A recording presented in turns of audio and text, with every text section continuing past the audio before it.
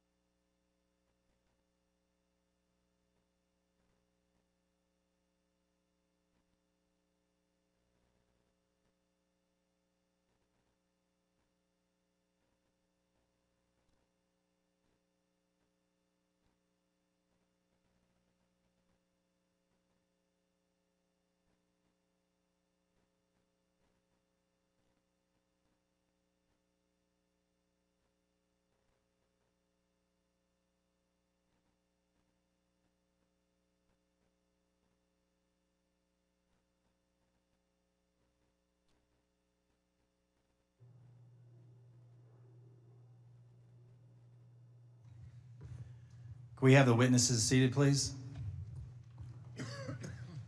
Morning. Morning, how you doing? You sound a little choked up. You got a cold? I'm good.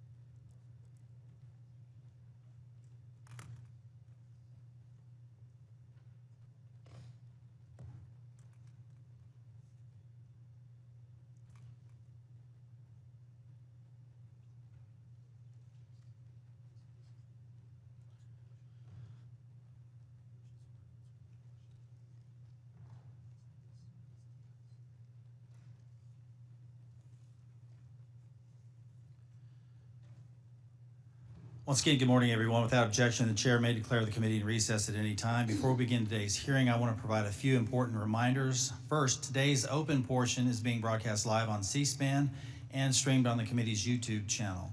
This open portion of the hearing will be conducted entirely on an unclassified basis. All participants are reminded to refrain from discussing classified or other sensitive information protected from public disclosure. I will adjourn this open session following completion of one round of questions, and we will then move into a closed session where such questions can be asked. Second, I want to inform the audience that while I fully support constitutionally protected free speech and the right to assemble, this is not the time or place. Any would-be disruptors in the audience who interfere with the committee's business will not be tolerated. For this event, members will have 5 minutes with witnesses. I would ask each of my colleagues to keep both your questions and complete answers from the witnesses within those allotted 5 minutes. Any last questions that can't be answered in time will be submitted for the record. In the same manner in which the House Permanent Select Committee on Intelligence has conducted itself in recent worldwide threats hearings, I expect that we will continue to act in a bipartisan and respectful manner during today's event. I'm confident all members can treat each of our witnesses today with due respect, consistent with past practice. This worldwide threats hearing provides American people the opportunity to hear directly from our intelligence community leadership on the threats that face our nation. It's my pleasure to welcome our witnesses to today's hearing. Director of National Intelligence, the Honorable Tulsi Gabbard. Director of Central Intelligence Agency, the Honorable John Ratcliffe. Director of the Federal Bureau of Investigation, the Honorable Kash Patel, Director of National Security Agency, General Tim Haugh, Director of Defense Intelligence Agency, Lieutenant General Jeffrey Kruse. Thank you all for being here. First, I want to address an issue that was made public earlier this week regarding a group text message exchange that included several members of President Trump's national security leadership team and a journalist. Yesterday, our colleagues on the Senate Select Committee on Intelligence held their hearing on the annual threat assessment, and unfortunately, instead of exploring the real and existential threats that face our nation, which is the purpose of this hearing, this issue consumed most of their time. While I will address this topic further in my questions, it's my sincere hope that we use this hearing to discuss the many foreign threats facing our nation. I have deep concerns about the state of our national security. The war between Russia and Ukraine has just surpassed 3 years and now includes North Korean troops on the battlefield. Iran remains the world's largest state sponsor of terrorism, supporting terrorist organizations throughout the Middle East like Hezbollah and Hamas, fueling the latter's war with Israel and Gaza. The threat of the Chinese Communist Party, or CCP, has metastasized worldwide, expanding a robust military and espionage capability well beyond the Pacific, including here within the Western Hemisphere. The CCP's aggressiveness in operations below the level of armed conflict continues to grow. For example, they have sponsored cyber attacks against United States critical infrastructure and even recruited a New York State governor's office employee into being an undisclosed agent of the CCP.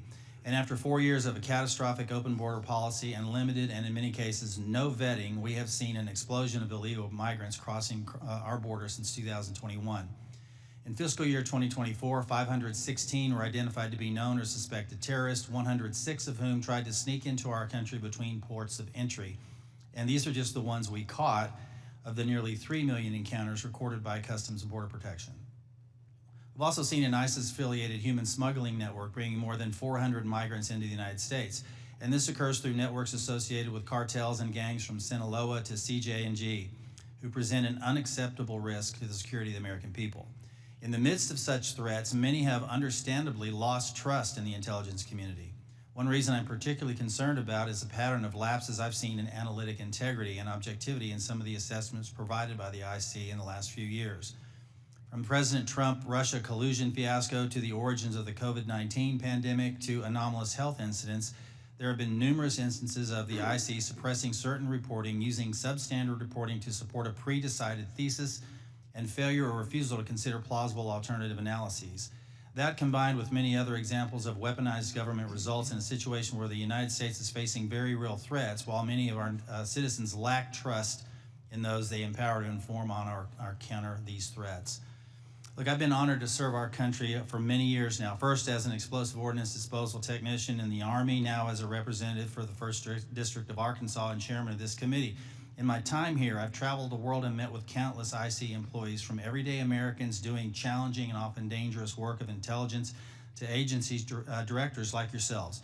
The vast majority of those people are honest, hardworking, patriotic Americans that silently and without accolades do difficult jobs, often in austere places, sacrificing time with their families and in some cases putting themselves in danger, all in order to serve the United States. These silent warriors deserve our gratitude and our respect. They do not deserve to have their reputations besmirched by poor leadership. Unfortunately, in recent years, we've seen instances of politicized, self-serving, dishonest leaders sustaining the reputation of our institutions and patriots by abusing the powers and sacred trust given to them by the American people. We have some real work to do. You in your roles as leaders of prestigious organizations and us as members of this committee charged with conducting honest and rigorous oversight must ensure that our institutions work for the American people. Those that don't uphold the stringent standards of integrity that the American people expect and deserve must be held accountable. In the instances where trust is breached, those involved must be held accountable. This will help rebuild the trust between the American people and those that serve them in the intelligence community.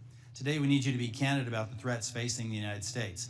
I have deep concerns that many threats have been downplayed or not taken seriously enough for some time, particularly in the homeland and the Western Hemisphere. I look forward to hearing your assessment. Thank you again to our witnesses for being here today, and with that, I want to yield to the distinguished ranking member, Mr. Himes, for his opening statement.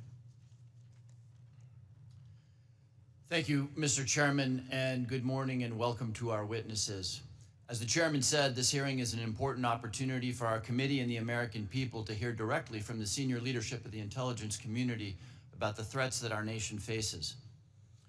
I read the unclassified report and I found a lot of continuity in the IC's assessment about critical threats to our national security compared to last year's assessment. The IC continues to see threats from our principal adversaries, China, Russia, Iran, and North Korea. I must say, though, that after these last 2 months, I'm worried that the call may be coming from inside the House. This report calls Russia, and I quote, an enduring potential threat to US power, presence, and global interests. But as far as I can tell, we're now on Team Kremlin. We vote with them and against our allies in the United Nations. We humiliate President Zelensky in the Oval Office. The president's chief Russian negotiator, Steve Witkoff, is repeating Russian talking points and participating on a madcap signal chat about an attack on Yemen while inside Russia. USAID is gone, and with it, all American soft power. If I had time, I would ask the generals at this table about what it means to our national security to give up our soft power. We're no longer helping struggling nations in Africa. China, or worse, terrorists, are filling the vacuum. I wonder how many of those African countries will be named in next year's threat assessment. Thanks to DOJ, the men we paid to guard the most vicious ISIS terrorists in the world in Syria walked off the job. Do you think we'll see their names in this document next year? Elon Musk fired the people who maintain our nuclear weapons. Does that feel like a threat to you? Apparently, all of this mayhem is cheered by the President of the United States and by 20-somethings with laptops and nicknames like Big Balls. But I've been doing this for a long time, and I know that Moscow and Beijing and Tehran and Pyongyang cannot believe their luck. Now we come to learn that people in the most dangerous and sensitive jobs on the planet put extremely specific pre-decisional discussions about a military attack on signal, which could be intercepted by the Russians and the Chinese. Everyone here knows that the Russians or the Chinese could have gotten all of that information, and they could have passed it on to the Houthis, who easily could have repositioned weapons and altered their plans to knock down planes or sink ships. I think that it's by the awesome grace of God that we are not mourning dead pilots right now. The two general officers sitting at the table and the people who work for all of you know that if they had set up and participated in the signal chat, they would be gone. And they know that there's only one response to a mistake of this magnitude. You apologize, you own it, and you stop everything until you can figure out what went wrong and how it might not ever happen again. But that's not what happened. The Secretary of Defense responded with a brutal attack on the reporter who did not ask to be on the signal chain. Yesterday, our former colleague Mike Waltz did the same in the White House and then went on Fox to call Jeff Goldberg a loser. What do you think the people who work for you are seeing and learning from that? Now, except for that last part, almost all of the mayhem slowly eroding our safety, our standing, and our security in the world has largely happened outside the IC. If you had a part in that, and I suspect you did, I thank you. I'll say it now and I'll say it again every time we see each other over the next couple of years. You must protect the thousands of patriots who go to work every day under you to keep us safe. You need to go to work every day thinking about their morale, their well-being, and their protection. I've done intelligence oversight for more than a decade. It's my job to ask you the tough questions and maybe even make you uncomfortable. But John, I don't ever walk through your lobby and look at those 140 stars on the wall without choking up over the fact that men and women far better than I will give their lives to keep us safe. There's about a dozen people in this room who know all their stories, and you know and I know that many of the men and women who have stars on that wall died because of bad decisions or poor judgment by their leaders. We've all worked together before and recent events notwithstanding, we need you to succeed. Your people and our safety requires you to succeed. I really hope you do.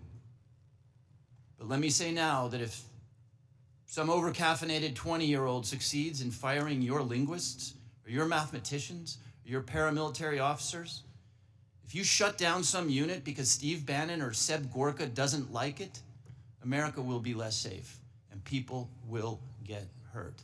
And I and this committee and history will be very unkind.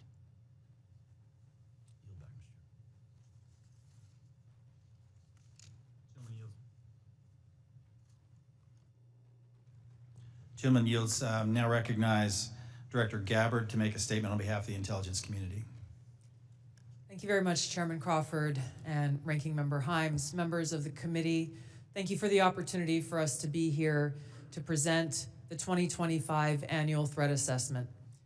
I'm joined here by my colleagues from the CIA, DIA, FBI, and NSA. Our testimony today offers the collective assessment of the 18 U.S. intelligence elements making up the U.S. intelligence community and draws on the intelligence collection and information available to the IC from open source and private sector and the expertise of our analysts. It evaluates what the IC assesses most threatens our people and our nation's ability to live in a peaceful, free, secure, and prosperous society.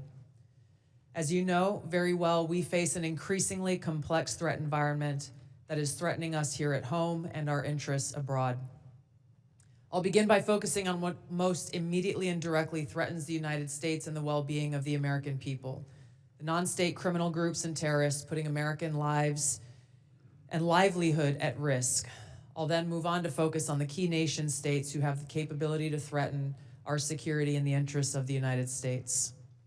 Cartels, gangs, and other transnational criminal organizations in our part of the world are engaging in a wide array of illicit activity, from narcotics trafficking to money laundering, to smuggling of illegal immigrants and human trafficking, which endanger the health, welfare, and safety of everyday Americans.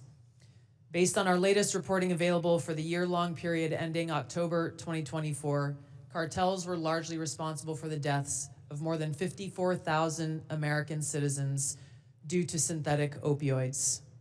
Mexico-based transnational criminal organizations are the main suppliers of illicit fentanyl to the U.S. market and are quickly adapting to enforcement and regulatory pressures by using multiple sources and methods to procure precursor chemicals and equipment, primarily from China and India, many of which are dual-use chemicals used in legitimate industries. Independent fentanyl producers are also increasingly fragmenting the drug trade in Mexico. The ready availability of precursor chemicals and ease of making illicit fentanyl have enabled independent actors to increase illicit fentanyl production and smuggling operations in Mexico. Cartels are profiting from human trafficking and have likely facilitated more than 2 million illegal immigrants encountered by law enforcement at the U.S. southwest border in 2024 alone, straining our vital resources and putting the American people at risk. Criminal groups drive much of the unrest and lawlessness in the Western Hemisphere. They also engage in extortion, weapons and human smuggling, and other illicit and dangerous revenue-seeking operations, including kidnapping for ransom, forced labor, and sex trafficking. While some of these key drivers of migrants are expected to persist, heightened U.S. border security enforcement and deportations under the Trump administration are proving to serve as a deterrent for migrants seeking to illegally cross our borders. U.S. Border Patrol apprehensions along the southwest border in January 2025 dropped 85% from the same period in 2024. Transnational Islamist extremists such as ISIS and Al-Qaeda and affiliated jihadi groups continue to pursue, enable, or inspire attacks against the United States and our citizens abroad and within the homeland to advance their ultimate objective of establishing a global Islamist caliphate. This includes heightened efforts to spread their ideology to recruit and radicalize individuals in the U.S. and the West. While the New Year's Day attacker in New Orleans had no known direct contact with ISIS terrorists, he was influenced and radicalized by ISIS ideological propaganda, as one example. Al-Qaeda and its affiliates continue to call for attacks against the United States as they conduct attacks overseas. These jihadist groups have shown their ability to adapt and evolve, including using new technology and tactics to spread their ideology and recruit new followers. A range of non-state cyber criminals are also targeting our economic interests, our critical infrastructure, and advanced commercial capability for extortion, other coercive pursuits, and financial gain. These actors are using a variety of tactics, including phishing, ransomware, and denial of service attacks to disrupt our systems and steal sensitive and lucrative information, using available technologies and taking advantage of US cyber vulnerabilities. Ransomware actors last year, for example, attacked the largest payment processor for US healthcare institutions, and another set of criminal actors conducted cyber attacks against US water utilities. Some of these non-state cyber actors also operate as proxies for or emulate similar activities being carried out by major state actors. The IC sees China, Russia, Iran, and North Korea engaging in activities that could challenge US capabilities and interests, especially related to our security and economy. They are in some cases working together in different areas to target US interests and to protect themselves from US sanctions. At this point, the IC assesses that China is our most capable strategic competitor. Under the leadership of Xi Jinping, the People's Republic of China seeks to position itself as a leading power in the world stage, economically, technologically, and militarily. Beijing is driven in part by a belief that Washington is pursuing a broad effort to contain China's rise and undermine CCP rule. China's most serious domestic challenge is probably China's slowing economy and the potential instability that could occur if socioeconomic grievances lead to large-scale unrest. Growing economic tensions with the United States and other countries could also weigh on China's plans for economic growth and domestic job creation. China's military is fielding advanced capabilities, including hypersonic weapons, stealth aircraft, advanced submarines, stronger space and cyber warfare assets, and a larger arsenal of nuclear weapons. While it appears they would like to develop and maintain positive ties with the United States and the Trump administration to advance its own interests and avoid conflict, China is building its military capability in part to gain an advantage in the event of a military conflict with the United States around the issue of China's efforts towards unification with the Republic of China or Taiwan. Beijing is advancing its cyber capabilities for sophisticated operations aimed at stealing sensitive US government and private sector information and pre-positioning additional asymmetric attack options that may be deployed in a conflict. China's cyber activities have been linked to multiple high-profile breaches, including last year's massive compromise of US telecom infrastructure, commonly referred to as Salt Typhoon. Beijing currently dominates global markets and strategically important supply chains, for example, with the mining and processing of several critical minerals. In December, China imposed an export ban to the United States on gallium, germanium, and antimony, all of which are important to the production of semiconductors and our defense technologies. This was in direct response to US export controls on chips designed to broadly limit PRC access to advanced chips and chip-making equipment. China also aims to compete in other critical global industries, including AI, legacy semiconductor chip production, biomanufacturing and genetic sequencing, and medical and pharmaceutical supply production. Russia's nuclear and conventional military capabilities, along with its demonstrated economic and military resilience, make it a formidable competitor.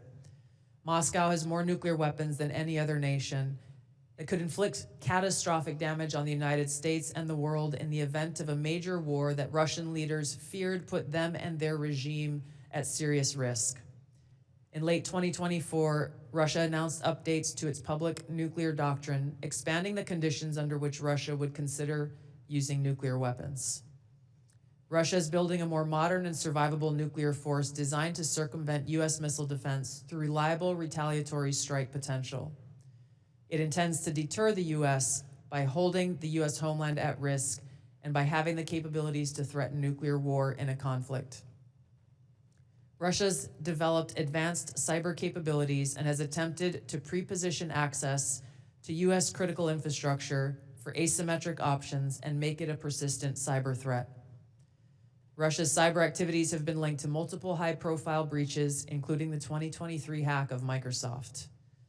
Russia is also fielding new capabilities in anti-satellite weapons meant to degrade U.S. and allied space infrastructure.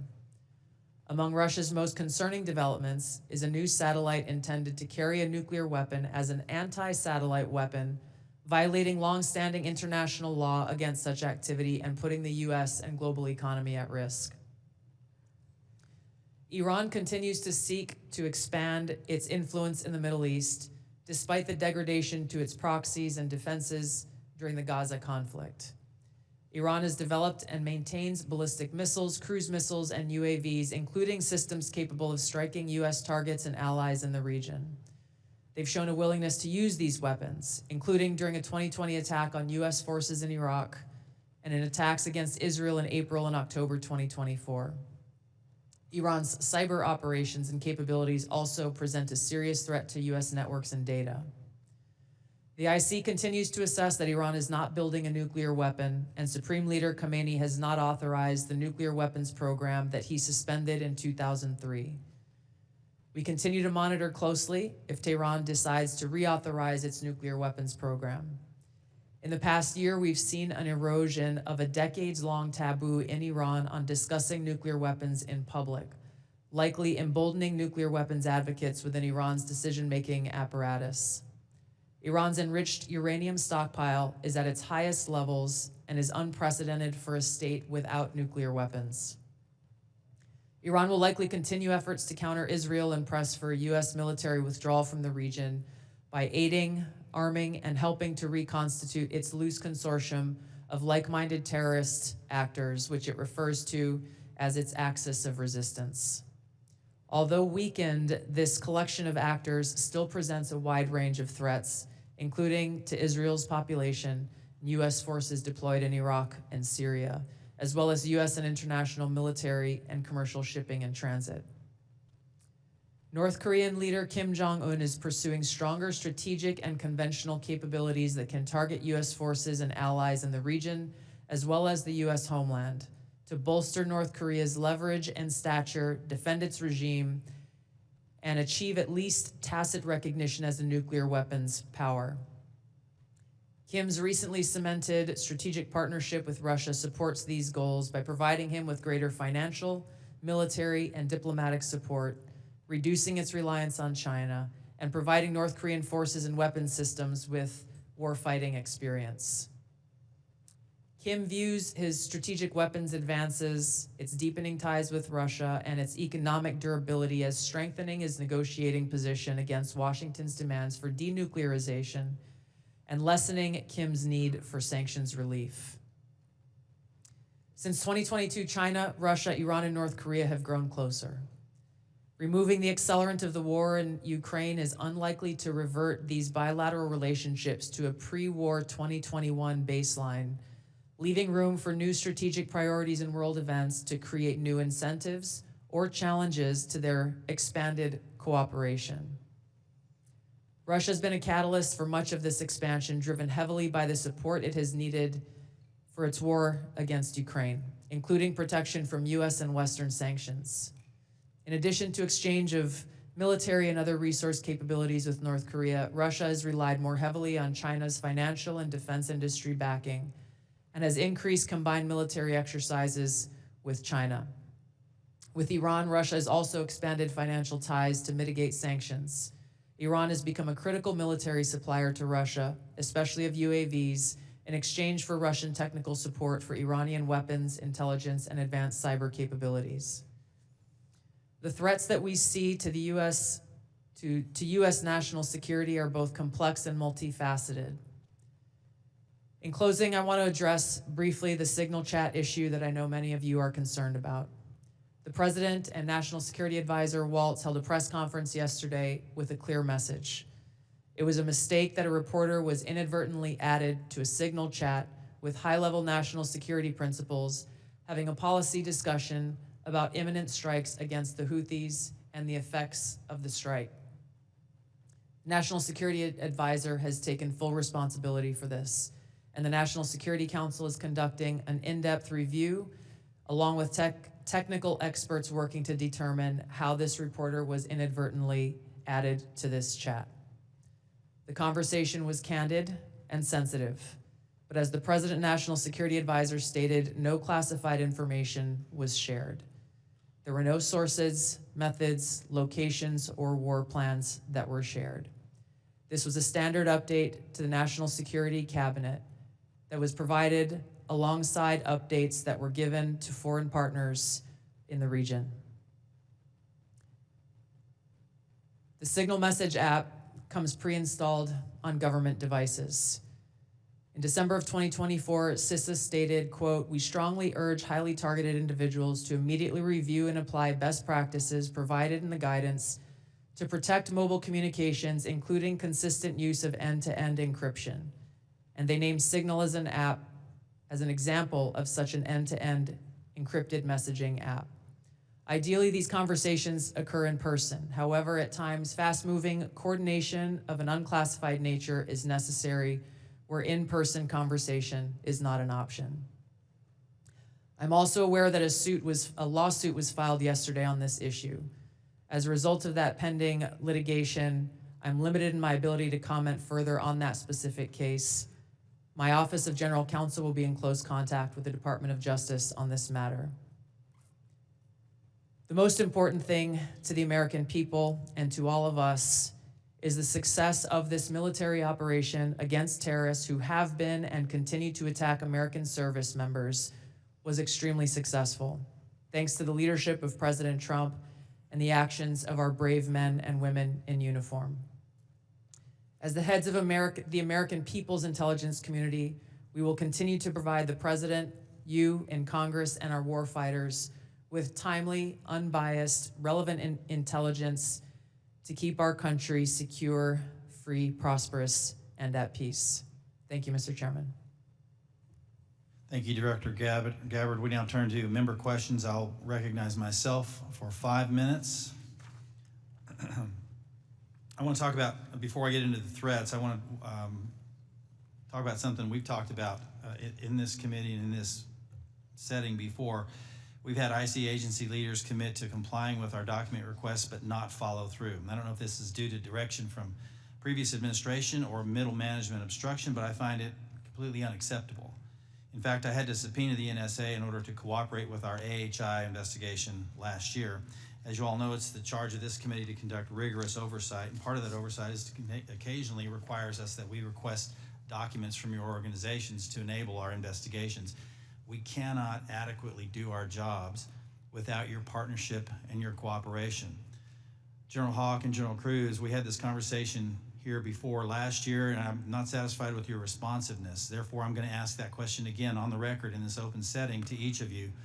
Do I have your unequivocal commitment to cooperating with document or other information requests from this committee, General Haugh? You do, Chairman. Thank you, General. Director Patel. You do, Mr. Chairman. Director Gabbard. Yes, Chairman. Director Ratcliffe. Yes, you do, Chairman and Ranking Member. And I want to start by saying it's good to be back. It's good to see you. And as you all know, I have a special appreciation for the work that this committee does, having previously been a member. I also understand the importance of the oversight role that it has. And so you have my full commitment and my understanding about what your responsibilities are and my obligation to keep you fully and currently informed, and I will do that. Appreciate that. General Kruse. Chairman, of course, you have our continuing support on this critically important effort for the nation. Thank you, I appreciate that. I want to turn now to something that's a topic of conversation and really needs to be, and that's our own neighborhood here in our Western Hemisphere. I mentioned in my opening statement, I'm deeply concerned about encroachment in the Western Hemisphere, not just by China, but other adversaries like Russia and Iran, from Russian military cooperation with and support to Venezuela and Nicaragua, CCP-linked companies, acquisition of critical assets in Central and South America, Iran's defense agreement with Bolivia, the establishment of a technical military cooperation commission, including Venezuela, Cuba, China, Russia, and Iran. And I could list several more alarming examples. I'm afraid we focus so much of our attention across the world that we've lost sight of our own neighborhood. leading to the anti-American regimes gaining permanent footholds within striking distance of the homeland. So Director Gabbard, to the extent that you can discuss it in this setting, what is the intelligence community's assessment of adversary encroachment in the Western Hemisphere? Thank you, Mr. Chairman. We'll be able to go into greater detail in the closed session, but the intelligence community assessment reflects what you have just detailed and outlined. The continued competition, encroachment, and investments that are occurring in the Western Hemisphere have rapidly increased and continue to pose a threat both to our economic interests and to our security. Every day there are new reports of further attempts. One just recently that came up yesterday with investments that are being made in the southeast part of the United States. Again, I'll go into this further in a closed setting, but the intelligence assessments that we are receiving are being shared with senior cabinet officials, Department of Energy, Commerce, Treasury, those who are working alongside us to not only monitor, but to determine the best policies that will protect our interests. Thank you. I want to turn to Director Patel real quick in the time that I have left. If you can flesh this out for me just a little bit. You indicated something that caught my attention in the proceeding yesterday, and that was your involvement with the Judicial Drug Task Force that you partner with at the state level, and how that has yielded positive results with regard to cartel activity. Can you put a little finer point on that to describe those partnerships in the 53 seconds we have remaining? Yeah, I'll try to be brief, Mr. Chairman, Mr. Vice Chairman. Thanks for having us, Ranking Member. My priorities at the FBI have been to partner with state and local law enforcement in ways that we have not done so before, particularly on information sharing, and it's a two-way street. And in order for us to effectuate drug seizures and narcotics interdictions in the 50 states, we treat them as all border states, because that's what's happening. We have an American citizen die of a drug overdose every 7 minutes. That is wildly out of control and unacceptable. But the FBI cannot do that mandate and secure the American people from Washington, D.C. So we're putting resources in the field. We were working with our partners at the state and local level, and we are seeing immediate results, as we are seeing in Arkansas, as I outlined yesterday, with hundreds of arrests, thousands of pounds of narcotics seized, dozens of weapons, and multiple indictments. Thank you, Director. I'm going to yield and recognize Ranking Member Himes for 5 minutes. Thank you, Mr. Chairman. If there's something I care as much about as the national security of the United States, it's the powers and prerogatives of this Congress in its oversight duties.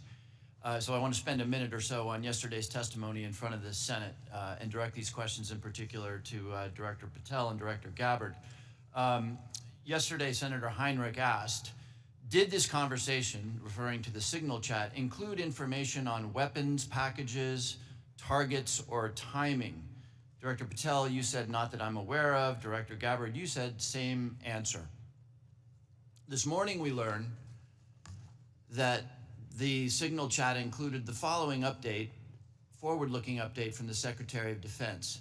Time now, 11:44 Eastern Time. Weather is favorable. Just confirmed with CENTCOM. We are go for mission launch. 12:15 Eastern Time. F-18 launch. First strike package. 13:45 trigger-based F-18 first strike window starts. Target terrorist is at his known location, so should be on time. Also, strike drones launch. MQ-9s. 14:10 more F-18s launch. Second strike package. Do either of the directors want to reflect on their testimony yesterday in the context of what I just read? Sure. 1, I was not on that signal chat. 2, I have not reviewed it. And 3, as you just indicated, that was made public this morning.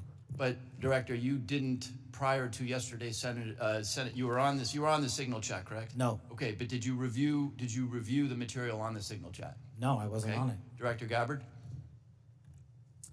Yes, Ranking Member. My answer yesterday was based on my recollection, or the lack thereof, on the details that were posted there. I was not, and what was shared today reflects the fact that I was not directly involved with that part of the signal chat, and replied at the end reflecting the effects, the very brief effects that the National Security Advisor had shared. So it's your testimony that less than 2 weeks ago, you were on a signal chat that had all of this information about F-18s and MQ-9 Reapers and targets on strike, and you in that 2-week period simply forgot that that was there. That's your testimony? My testimony is I did not recall the exact details of what was included there. That was not your testimony. Your testimony was that you were not aware of anything related to weapons packages, targets, and timing. As the testimony yesterday continued on, there were further questions related to that, where I acknowledged that there was conversation about weapons, and I don't remember the exact wording that I used, but I did not recall the specific details that were included. Director Gabbard, you've reasserted that there was no classified information. I think we can all agree that that information shouldn't have been out there. But let me ask you this. Are you familiar with the ODNI's classification guidance? I'm familiar I've with actually it. got a copy right here. If I read you a part of that guidance, I wonder if you could tell me what the level of classification indicated is. I'm reading from your classification guidance. And the criteria is information providing indication or advance warning that the U.S. or its allies are preparing an attack. Do you recall what your own guidance would suggest that be classified? I don't have the specifics in front of me, but it would point to what was shared would fall under the DoD's classification system and the Secretary of Defense's authority. So let me help you, because there's a very clear answer. And what is not. I guess you don't have it, but information providing, this is the ODNI guidance, information providing indication or advance warning that the U.S. or its allies are preparing an attack should be classified as top secret. Do you disagree with that?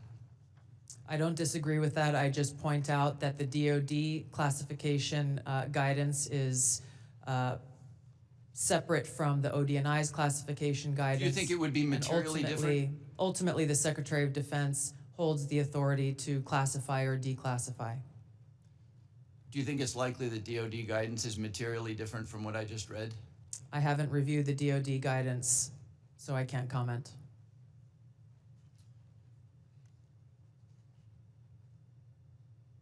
Director Gabbard,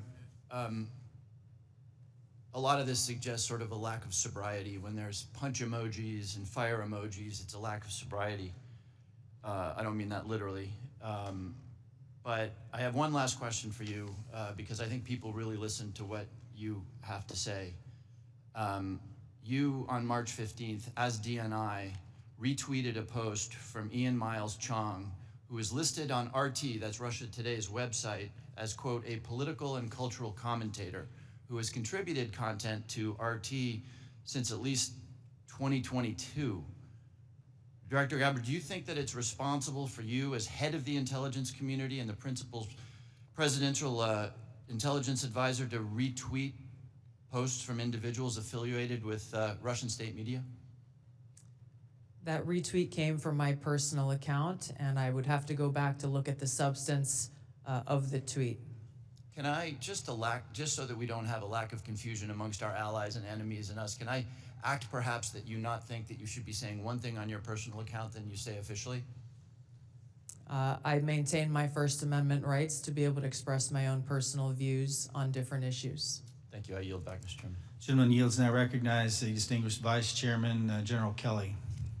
Yeah, I'd now, for the first 30 seconds, Mr. Ratcliffe, or Director Ratcliffe, formerly known as Texas, from this Mississippi guy, I'd like to give you 30 seconds if you have anything to respond to what Ms. Gabbard Director Gabbard, I'm sorry, just said. Well, Mississippi, it's good to see you again, and I appreciate the opportunity. You know, there's so much talk about this Atlantic article and about things that were said and that could have happened instead of a focus on what did happen. So my responsibility as CIA director, one of its responsibilities is to kill terrorists. And that's exactly what I did along with President Trump's excellent national security team. That's what we should be focused on. With regard to that article, I also would appreciate the opportunity to relay the fact that yesterday I spent 4 hours answering questions from senators as a result of that article that were intimating that I transmitted classified information because there were hidden messages. Those messages were revealed today and revealed that I did not transmit classified information, and that the reporter, who I don't know, I think intentionally intended it to indicate that. That reporter also indicated that I had released the name of an undercover CIA operative in that signal chain. In fact, I had released the name of my chief of staff, who is not operating undercover. That was deliberately false and misleading, and I appreciate the opportunity to reflect that my answers haven't changed. I used an appropriate channel to communicate sensitive information. It was permissible to do so. I didn't transfer any classified information.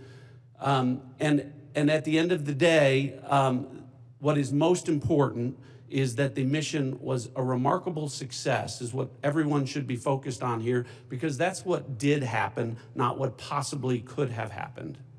Thank you, Director Ratcliffe. Director Patel, thank you for the great job that you've done. So first of all, your coordination and trying to comply with the letter that was sent last year and the year before asking for the baseball shooting, of which what I got was basically what happened on the field, and I was there, so I don't need to know that, although no one from the FBI ever talked to me about what happened. They talked to people who were not there. But I appreciate your commitment to getting us the full unredacted report, or the redactions are to protect innocent people who are not part of the process, not the people who made decisions to classify that as suicide by a cop as opposed to an assassination attempt of many members of Congress, of which I was one. Thank you for your commitment, Director Patel, because I know that you will give us what we have asked for so that we can put this to rest, Mr. Winstrup, myself, and several others. Can I get your commitment to do that, Director Patel? In fact, I just got an update, Mr. Vice Chairman, from my team. You'll have all of those materials to you and your committee by the close of business today, or at the latest tomorrow morning. And just really quickly, Director Ratcliffe, and I don't want to go over time. I think it's so important for everybody to have their time. Can you tell me the impact that DOJ has had in causing you to fire people you shouldn't have fired, or release people who are instruments of national security are no longer there? Tell me if you've had any impact specifically that DOJ has caused you to lose someone who was necessary for national security. Given the fact that as of this date, no one from DOJ has been on the CIA campus, and I've had no direct communication with DOJ other than conversations with Elon Musk at cabinet meetings, I would say the impact is zero. Director Patel? I'm in a similar situation. We do work with DOJ on government efficiencies, but I have not seen any negative impacts at the FBI. Thank you very much. And Director Gabbard, it's good to see you again too. You know, I think we were freshmen together, you and I and Director Ratcliffe, and I'm here and you guys are there. Have you seen any impact across the whole IC that DOJ has caused things that you can't respond to? Yeah. Thank you, Congressman. It's great to see you all again here. The answer is no. Similar with Director Ratcliffe, DOJ has not been at ODNI. The President understands the essential national security mission that we have, and we are going through our own internal assessments to ensure we're achieving the effects in an efficient way that is responsible to the American taxpayer. Yield back, Mr. Chairman. Gentleman yields. Mr. Carson. Thank you, Chairman, to the witnesses, many of whom I've worked with in the past. It appears that this year's report omitted any discussion of transnational concerns like global health security, infectious diseases, and the role of conflict, violence, and political instability play as drivers of migration. Coupled with the administration's cuts to USAID and other international assistance, particularly health and humanitarian assistance, won't these reductions and eliminations increase regional instability and volatility in areas already at high risk for threats? Was the IC consulted at all in the decisions to eliminate such critical funding, and why weren't these risks included in this year's report? Thank you for the question, Congressman. The direction that I gave to our National Intelligence Council as they were putting together the annual threat assessment was to focus on the most direct and extreme threats that we face from non-state and state actors. While I acknowledge the factors that you've mentioned create an environment that our operators and intelligence officials need to be aware of, this year's annual threat assessment was really more targeted to focus on the direct threats that we have the ability to affect and impact. Some of those were included here that you mentioned with regard to the effects and impacts of USAID. That assessment has not yet been done, or at least to my knowledge, and was not considered to be included here.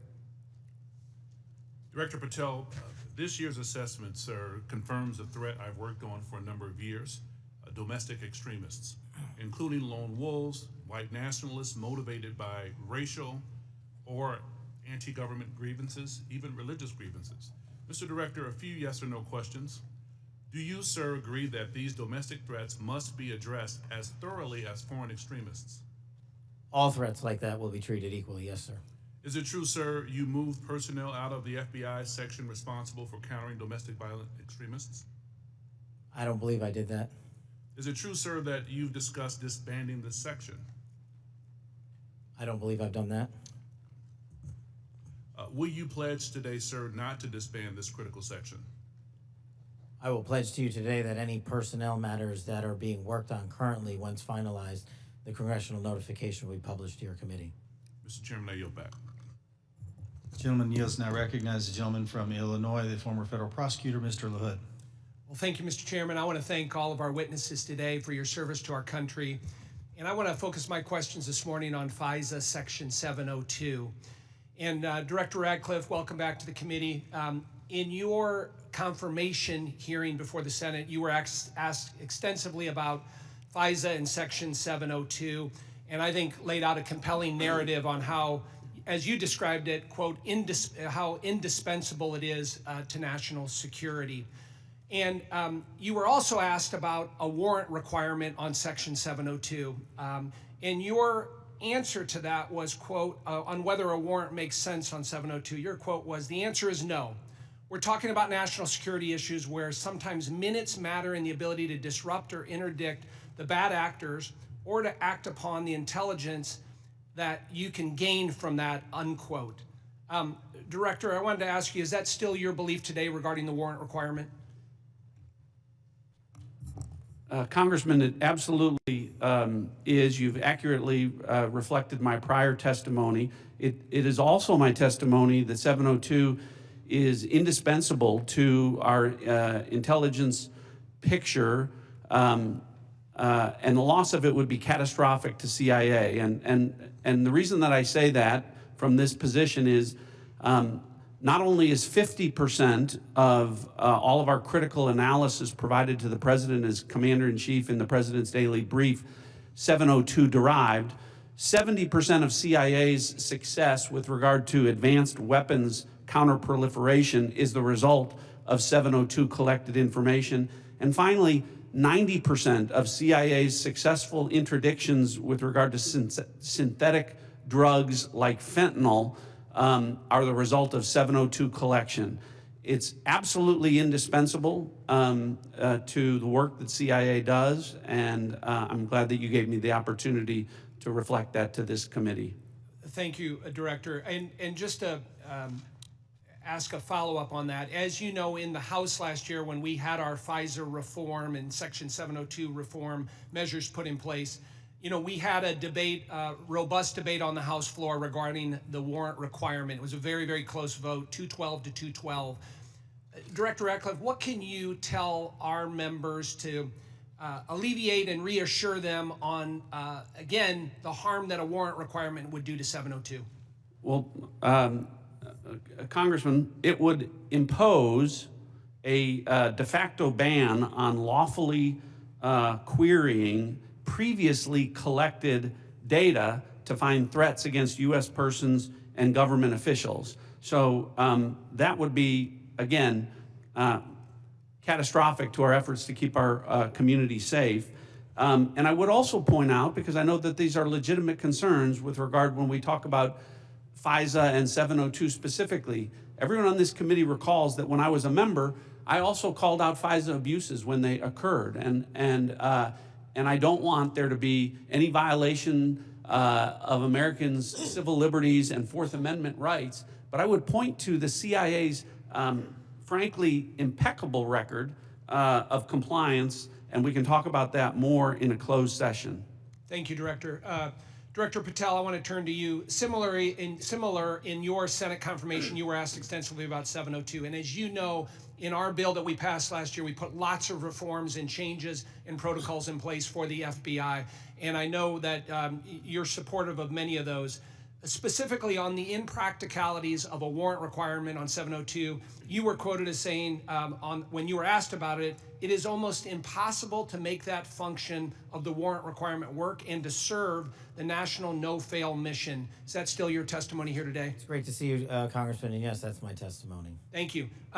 As you know, the reforms that we put in place were significant, requiring the FBI personnel to get a supervisor or attorney approval to conduct U.S. person inquiries, requiring high-level approvals up to the FBI deputy director level before certain queries are conducted on U.S. elected or appointed officials, candidates, or media personnel, requiring the Department of Justice to audit all U.S. person queries performed by the FBI within 6 months of each, of 6 months of each query, reducing the number of FBI personnel who have the ability to query. Can you talk about the current implementation of those reforms and how that's going, Director Patel? Absolutely.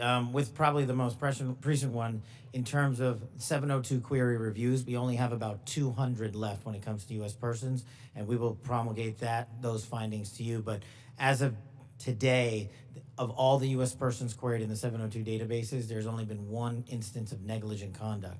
We have already implemented limited access to those who actually know how to use the FISA process in 702, and we have implemented a direct reporting structure to the Office of Director and the Deputy Director to make sure that anyone, whether it's intentional or unintentional, abuses the 702 query system is brought to our attention immediately, and we will take that on for action directly.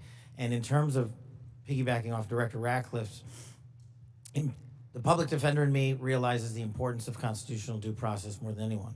The staffer in me from the House Intelligence Committee may be the only person who has worked more on FISA reform and exposing FISA abuse in modern congressional history. And the terrorism prosecutor in me and the JSOC civilian in me tells me that we cannot do away with 702 or FISA Title I and Title III, but we can work with you and your committee to make it better. I don't know all those ideas, I don't have all those answers, but you have my commitment that we will use it appropriately going forward. Thank you, Director. I yield back. Gentleman yields. Mr. Castro. Thank you, Chairman. Tulsi, you and I came into the Congress together in 2013. And Kash, you and I was serving on the Intelligence Committee when you worked on the Intelligence Committee. And John, you and I are both from Texas, and we both served together on the Intelligence Committee. Y'all, the idea that this information, if it was presented to our committee, would not be classified, y'all know is a lie. That's ridiculous. I've seen things much less sensitive be presented to us with high classification. And to say that it isn't is a lie to the country. I want to ask the generals now. The NSA is principally in charge of intercepting things like signals intelligence from other countries.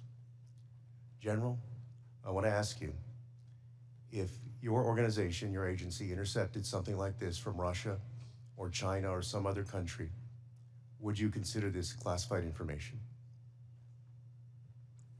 Representative, we would be classifying based off of our sources and methods. So those would be the things that, in terms of how we process, how we would be able to obtain the information and how we'd report it, Sure. we would classify based off of our source and method. So if you knew that the Secretary of Defense and the National Security Advisor of Russia or China and the head of the Foreign Ministry and all of the folks who were associated with that signal chain, if you intercepted that information, General, would you consider it classified? So it would be classified based off of our collection. So the NSA would classify it, would Based off determine it of as classified. the protection of our own source and method, not necessarily based off the content, but how we collected that information. But it would be classified. Well, we certainly wouldn't be collecting on a U.S. person conversation. No, I understand. I'm You're saying if you did your job and collected it from the Russian Foreign Ministry and the National Security Advisor and the Secretary of Defense and the President's Chief Advisor, There is no way, having sat on this committee for 9 years, that somebody would come in with that information and give us something that says unclassified. You can walk out of this room with this information and give it to whomever you want. You know, with all respect, you and I worked on the committee at the same time. Tulsi, you and I came in together. I've never had an issue of beef with you. John, you and I are both from Texas. Y'all know that's a lie. It's a lie to the country. I want to ask about the Alien Enemies Act really quick while I have time. The president has used the Alien Enemies Act, a wartime authority last used to detain German and Japanese nationals during World War II, to summarily deport people accused of being members of the Venezuelan gang Tren de Agua. To invoke this law, the president must demonstrate that the United States is under invasion by a foreign nation or government. They have alleged that we are under invasion by the Venezuelan government. The idea that we are at war with Venezuela would come as a surprise to most Americans. The unclassified version of the annual threat assessment the intelligence community just released makes no mention of any invasion or war that we are fighting with the nation of Venezuela. You would think our nation being at war would merit at least a small reference in this threat assessment. And Director Ratcliffe, does the intelligence community assess that we are currently at war or being invaded by the nation of Venezuela? We have no assessment that says that. Thank you. In invoking the law, the president alleged that Tren de Agua is, quote, undertaking hostile actions against the U.S. at the direction, clandestine or otherwise, of the Maduro regime in Venezuela. Director Gabbard, does the intelligence community assess that the Venezuelan government is directing Tren de Agua's hostile actions against the United States? There are varied assessments that came from different intelligence community elements. I'll defer to Director Patel to speak specifically to the FBI assessment. But let me ask you, so you're saying there are conflicting assessments that have come from the IC? That's correct. Okay, thank you. We'll take it up in closed session. All right. You know, your threat assessment makes issue of, highlights fentanyl trafficking as a top threat to the United States, yet support for law enforcement cooperation with Mexico has been put on hold, and there's been a threat of invasion to Mexico by the United States. You assess that Russia's advanced cyber capabilities make it a persistent counterintelligence cyber threat, yet the administration shut down the unit at the Cybersecurity Infrastructure Agency tasked with stopping Russian cyber attacks. There's so many other ways that the actions of this administration have contradicted this threat assessment, and the administration is making the world and the United States more dangerous. I yield back. The gentleman yields. The gentleman from Pennsylvania, Mr. Fitzpatrick. Thank you, Chairman Crawford. Thank you to all of our witnesses for being here. I look forward to working with each and every one of you to keep our country and our planet safe. I wanted to carry on the topic of Section 702 reauthorization. Representative LaHood and I did a lot of work on this over the past 2 years. As you all know, last Congress, this committee worked in a bipartisan manner to advance the reauthorization of what most of us, if not all, deem to be our country's single most important national security tool. The result was what was titled the Reforming Intelligence and Securing America Act, which not only reauthorized Section 702, but equally important, it provided necessary reforms to our intelligence community in an effort to address past abuses. This was the largest single reform of the FBI and the IC in a generation, making sure that there are appropriate compliance guardrails that enhance accountability while still protecting the critical tools necessary for our nation's security. Just to name a few, in 2009, Section 702 protected our nation from an attack by an al-Qaeda member who intended to detonate explosives in the Manhattan subway lines. In 2014, Section 702 helped prevent attacks by assisting in the removal of ISIS leader Haugh. In 2022, Section 702 contributed to the U.S. government's operation against the last remaining 9/11 architect, Ayman al-Zawahiri.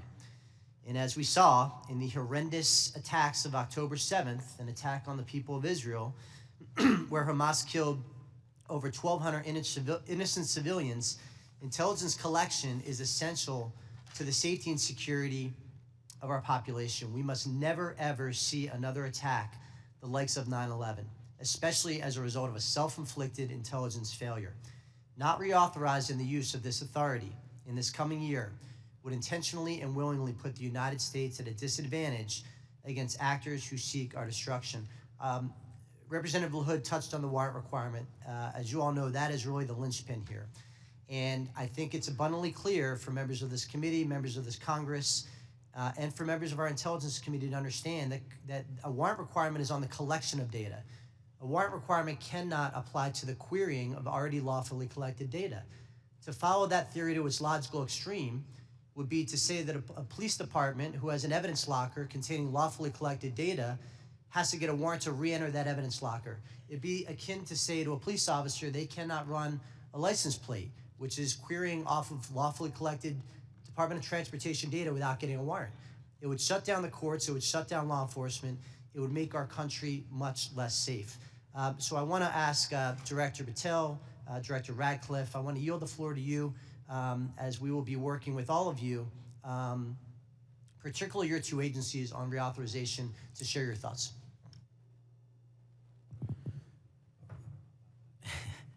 So, it's great to see you, sir, and thanks for the question. Look, on 702, just to flesh out some of the more specific operational use that I have it with specifically relates to what you just said. When I was a terrorism prosecutor, we used 702 directly to prevent the shopping mall in Houston from being blown up. We used 702 collection directly to prevent an attack on the state capitol in the state of California.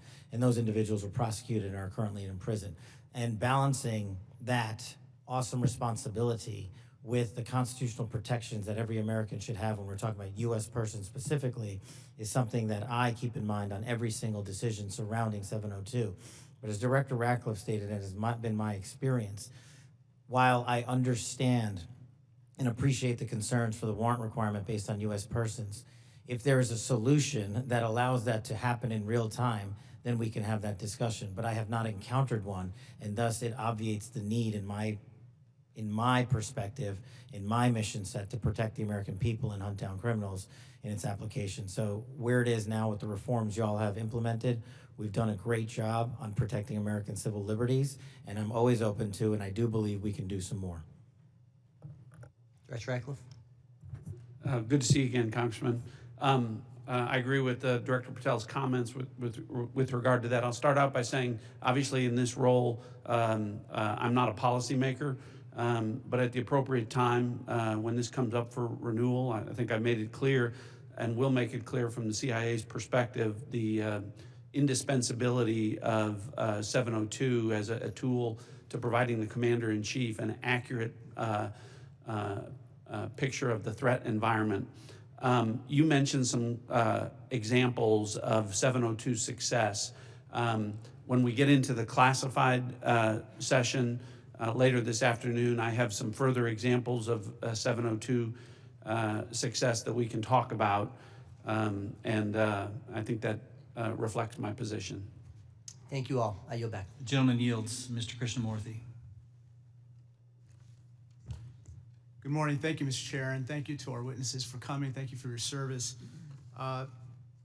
Director Gabbard, you said no classified information was included in the signal chat, correct? That's correct. And President Trump also said there was no classified information in the signal chat, and Secretary Hegseth said nobody was texting war plans. There was absolutely no classified info in that chat. Lieutenant General Kruse, I'd like to talk to you about a couple things real quick. Executive Order 13526, Section 1.4a. This is the Trump administration's executive order with regard to classified information.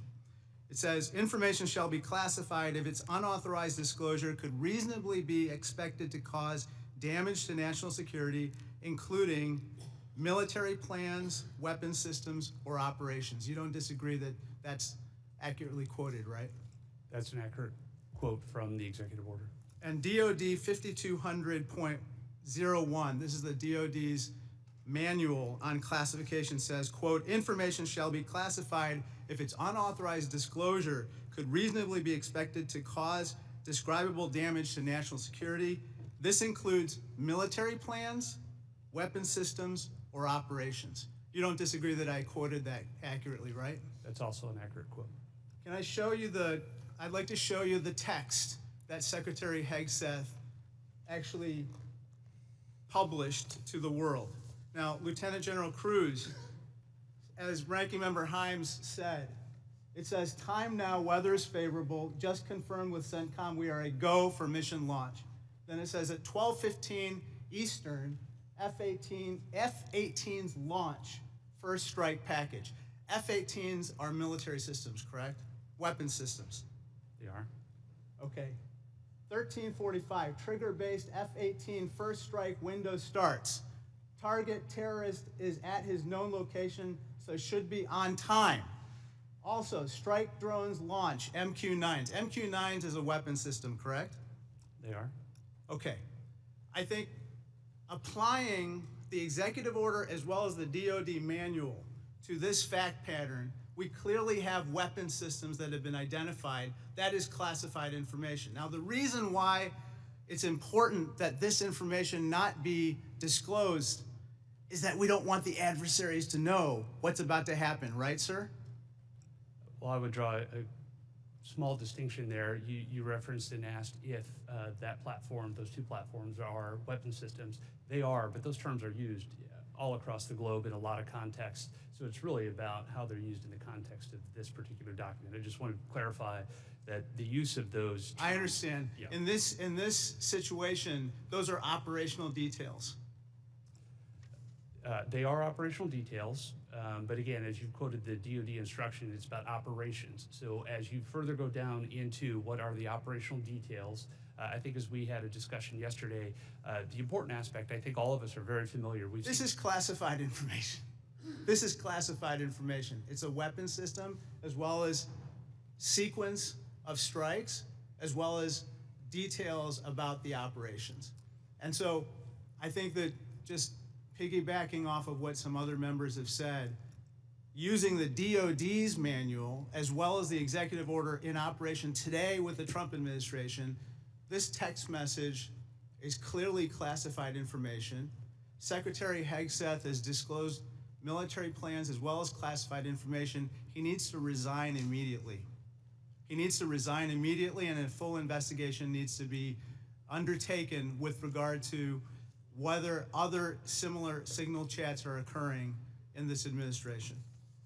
I'd like to turn my attention to another topic. Director Patel, according to the DOJ, in 2022, the FBI led Joint Terrorism Task Force, JTTF, in my hometown of Chicago, valiantly led efforts to prevent a plot to attack Naval Station Great Lakes in Illinois. You don't dispute that, do you, sir? I'm not familiar with it, but I don't dispute what you're telling me. Thank you. A memo obtained by ABC 7 News of Chicago said that this task force will now be, quote, actively supporting, close quote, the Department of Homeland Security and its immigration enforcement. You don't dispute that either, do you? I'm just not familiar with it, sir. Okay. Sir, I just have to say, the DOJ has now tasked JTTFs to shift some resources to immigration enforcement efforts. And I don't say this lightly, if there's a terrorist attack anywhere in the country, including in Chicago, and it was because the JTTFs in part shifted resources, they'll be held to pay. Thank you, sir. Gentleman's time's expired. Gentleman from Georgia, Mr. Scott. Thank you, Mr. Chairman. Director Gabbard, was the target terrorist named in the text, or was it simply referred to as target terrorist? The target was not named. Thank you. Was the location named?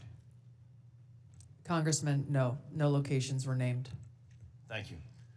Director Patel, there was a specific accusation made about how close we are working with Mexico currently.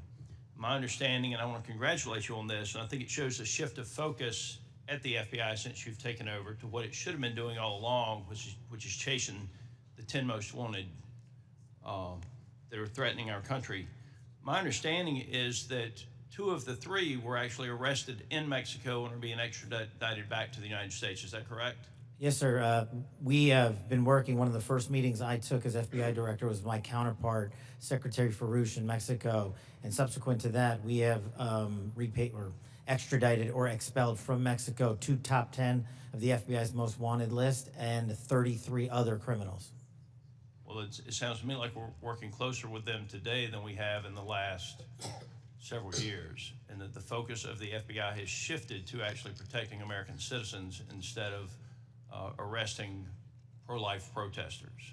Our mission is to find violent criminals wherever they are, and if they're in Mexico, we're going to get them. Thank you, and I appreciate you, and I appreciate the change in the focus of the FBI. I want to talk with you a little bit about the counterintelligence threats, one of which was an active duty U.S. Army soldier charged with conspiring to transmit national defense information to individuals located in China. What can you say in this setting, or can you briefly explain your work with interagency partners to identify and neutralize counterintelligence threats in the United States around this example? For me, sir? Yes, sir. So generally speaking, on counterintelligence and countering espionage, whether it's from adversaries like the CCP, Russia, Iran, or otherwise, we have prioritized them as an equally violent criminal enterprise seeking to do harm to our critical infrastructure and also to exploit and steal our data, whether it's government or private personnel. And so we have expanded our resources into them and working with the interagency to make it a priority. Thank you. I want to move on to the issue of the threshold of parole under the previous administration and the number of illegal immigrants that have come into this country, including people with known membership in terrorist groups. For those individuals that pose a risk and that we have captured and are being deported, are we sharing the biometric and biographic information with our allies to mitigate their ability to relocate or operate abroad? What we are doing at the FBI is sharing the information we're allowed to with our Five Eye partners, and then on an individual basis, we are trying to share information with other partners who deemed individuals that they find of consequence. Okay. As you move further into your position, if you have additional recommendations on how we better share information, please let us know. Yes, sir. Director Ratcliffe, China's influence on the Panama Canal has increased since 2017. Panama became the first Latin American country to sign on to China's Belt and Road Initiative. Can you talk about not just China embedding itself into the various canal-related sectors and operations, but what other areas in Central and South America have China and others increased their presence, and what examples concern you the most? Thanks, Congressman. Appreciate the question. I do want to comment. The question before about cooperation with Mexico, it's really across the IC. When Mexico's Secretary General Omar Harfuch, head of Mexican security, was here, he not only met with Director Patel, he met with Director Gabbard, and he met with me. So we have been working on that, again, to the benefit of both our countries. To your point, the PRC throughout Central and South America continues to attempt to use its soft power to gain a foothold. They use direct aid to countries that need it. They also provide funding to universities to get a foothold to create influence. And you mentioned the Panama Canal, and you've seen the diplomatic efforts of the administration to address that and push back on PRC ownership of the canal locks. But that ties into what the IC is doing. In these instances, it's important for us, Congressman, to the best way we can operate is to provide intelligence to countries in Central and South America, to provide them with briefings, which we do, to provide them with tailored analysis of our intelligence about how China is manipulating them, about how China is hacking them, the things that China is doing to gain a foothold, and Russia and Iran throughout that area. So the CIA is very much focused on that. Gentleman's time's expired. Mr. Crow. Thank you, Chairman. General Haugh, the NSA recently warned its employees not to use the Signal app. Is that correct? What we did, Congressman, is we put out cybersecurity advisories on a whole host of systems. On the Signal app that was included in that advisory, right? What we've done is we've put out an advisory on how to use the Signal app and other encrypted applications, because we do encourage our employees and their families to use encrypted. Because there's risk to that app. There are. Okay. General Kruse, DOD also issued a warning about vulnerabilities to the Signal app recently, correct? That's correct. Okay. Director Gabbard, you were on this Signal text chain in question, correct? Yes. As was Mr. Witkoff, the administration's lead negotiator with the Russians, correct? Yes. And at the time, Mr. Witkoff was actually in Russia during this chat discussion, was he not? I was not aware of that. Was he on his personal phone at the time? I don't know. Well, it's my understanding that he was indeed in Russia. Director Gabbard, you were also traveling during this discussion, correct? Yes. And where were you? I was traveling through the Asia-Pacific region. I don't recall which country I was in at that time. You don't remember the country? I'd have to go back and look at the schedule. Director Gabbard, I want to direct your attention again to the text chain where it says, just confirmed with CENTCOM, we are a go for mission launch. Does that indicate to you that there is about to be a military operation? Yes. Director Gabbard, earlier in this hearing, we heard about the DOD's classification standards. I want to now turn my attention to your classification standards. You're the Director of National Intelligence. The Office of the Director of National Intelligence classification guide says, quote, information providing indication or advance warning that the U.S. or its allies are preparing for an attack, end quote, is to be classified as top secret. Are you familiar with that? Yes. Director Gabbard, have the Houthis indicated an ability to shoot down American aircraft? Yes. They have in fact done so, haven't they? Yes. Including MQ-9 Reapers, haven't they? That's correct. And that was one of the systems used in the attack recently that's the subject of this discussion, is it not? Correct. General Kruse, are you familiar with this system? I'm not wearing my glasses at the moment, but... Well, I'll help you out. This is an SA-3 anti-aircraft system. Correct. Are you familiar with this next system? I am. What is it?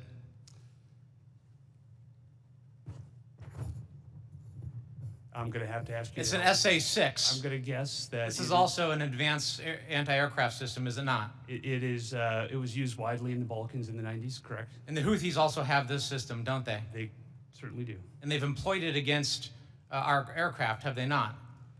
They have attempted to, correct. I spent my life in service to this country. I deployed 3 times to combat in service to this nation. I learned in that time in service that responsibility is core to leadership. You accept responsibility when things go wrong. You admit mistakes. You set the standard from the very top. It is completely outrageous to me that administration officials come before us today with impunity, no acceptance of responsibility, excuse after excuse after excuse, while we send our men and women downrange to do incredibly difficult, incredibly dangerous things on our behalf. And yet, nobody is willing to come to us and say this was wrong. This was a breach of security and we won't do it again. It is outrageous and it is a leadership failure, and that's why Secretary Hegseth, who undoubtedly transmitted classified, sensitive operational information via this chain, must resign immediately. There can be no fixes, there can be no corrections until there is accountability, and I'm calling on the administration to move forward with accountability. I yield back. Gentleman yields. Gentleman from Texas, Mr. Crenshaw. Thank you, Mr. Chairman. Thank you all for being here. Good to see many of you again, and thank you for enduring 2 long days. I will note I always use fire emojis when I see terrorists getting killed. And I want to talk about cartels. This is a subject that is near and dear to my heart. I've been investigating it thoroughly for the last couple of years, and I'm glad to see that it's mentioned in all of your opening statements. I mentioned it at the very beginning of the threat assessment. There's a lot to work on here. One of our task force, we had a cartel task force in Congress. One of our key findings was that there needs to be a centralized, maybe call it authority, or maybe call it office, maybe call it cartel czar within the administration that actually coordinates all the very different aspects of fighting this battle. Has anything like that been talked about? I'll go to you, Director Gabbard. Thank you, Congressman. It's good to see you again. This is very much central to the conversations and planning and execution of the president's focus on targeting the cartels and the threats that they pose to the American people. Homeland security task forces are being set up that include across the government integration. I can speak from my standpoint from the intelligence community, and our National Counterterrorism Center is leaning heavily forward into gathering and consolidating and integrating the intelligence that comes from DEA and others who've been working this issue for a while to make it so that it can be shared and integrated through the federal, state, and local law enforcement equities who are going after this problem. Yeah, we'll talk a lot more about that exact thing in closed session, but at a higher level, our recommendation is there needs to be someone at a much higher level that coordinates state, DOD, CIA, FBI, Homeland. It's a massive problem, one I'm all too familiar with. Director Patel, the FBI is tasked with working foreign corruption charges. In the past administration, the FBI told me they actually don't focus on Mexico very much. Because now, in their defense, they say the reason is because they won't get anything out of it, because they don't have a cooperative government to work with. I think a lot has changed. Do I have your commitment that we will at least start following up on those, because the judiciary system in Mexico is a key component in our failures to address the cartels? You do, Congressman. Apologies for not getting back to you sooner. You're good. I appreciate it.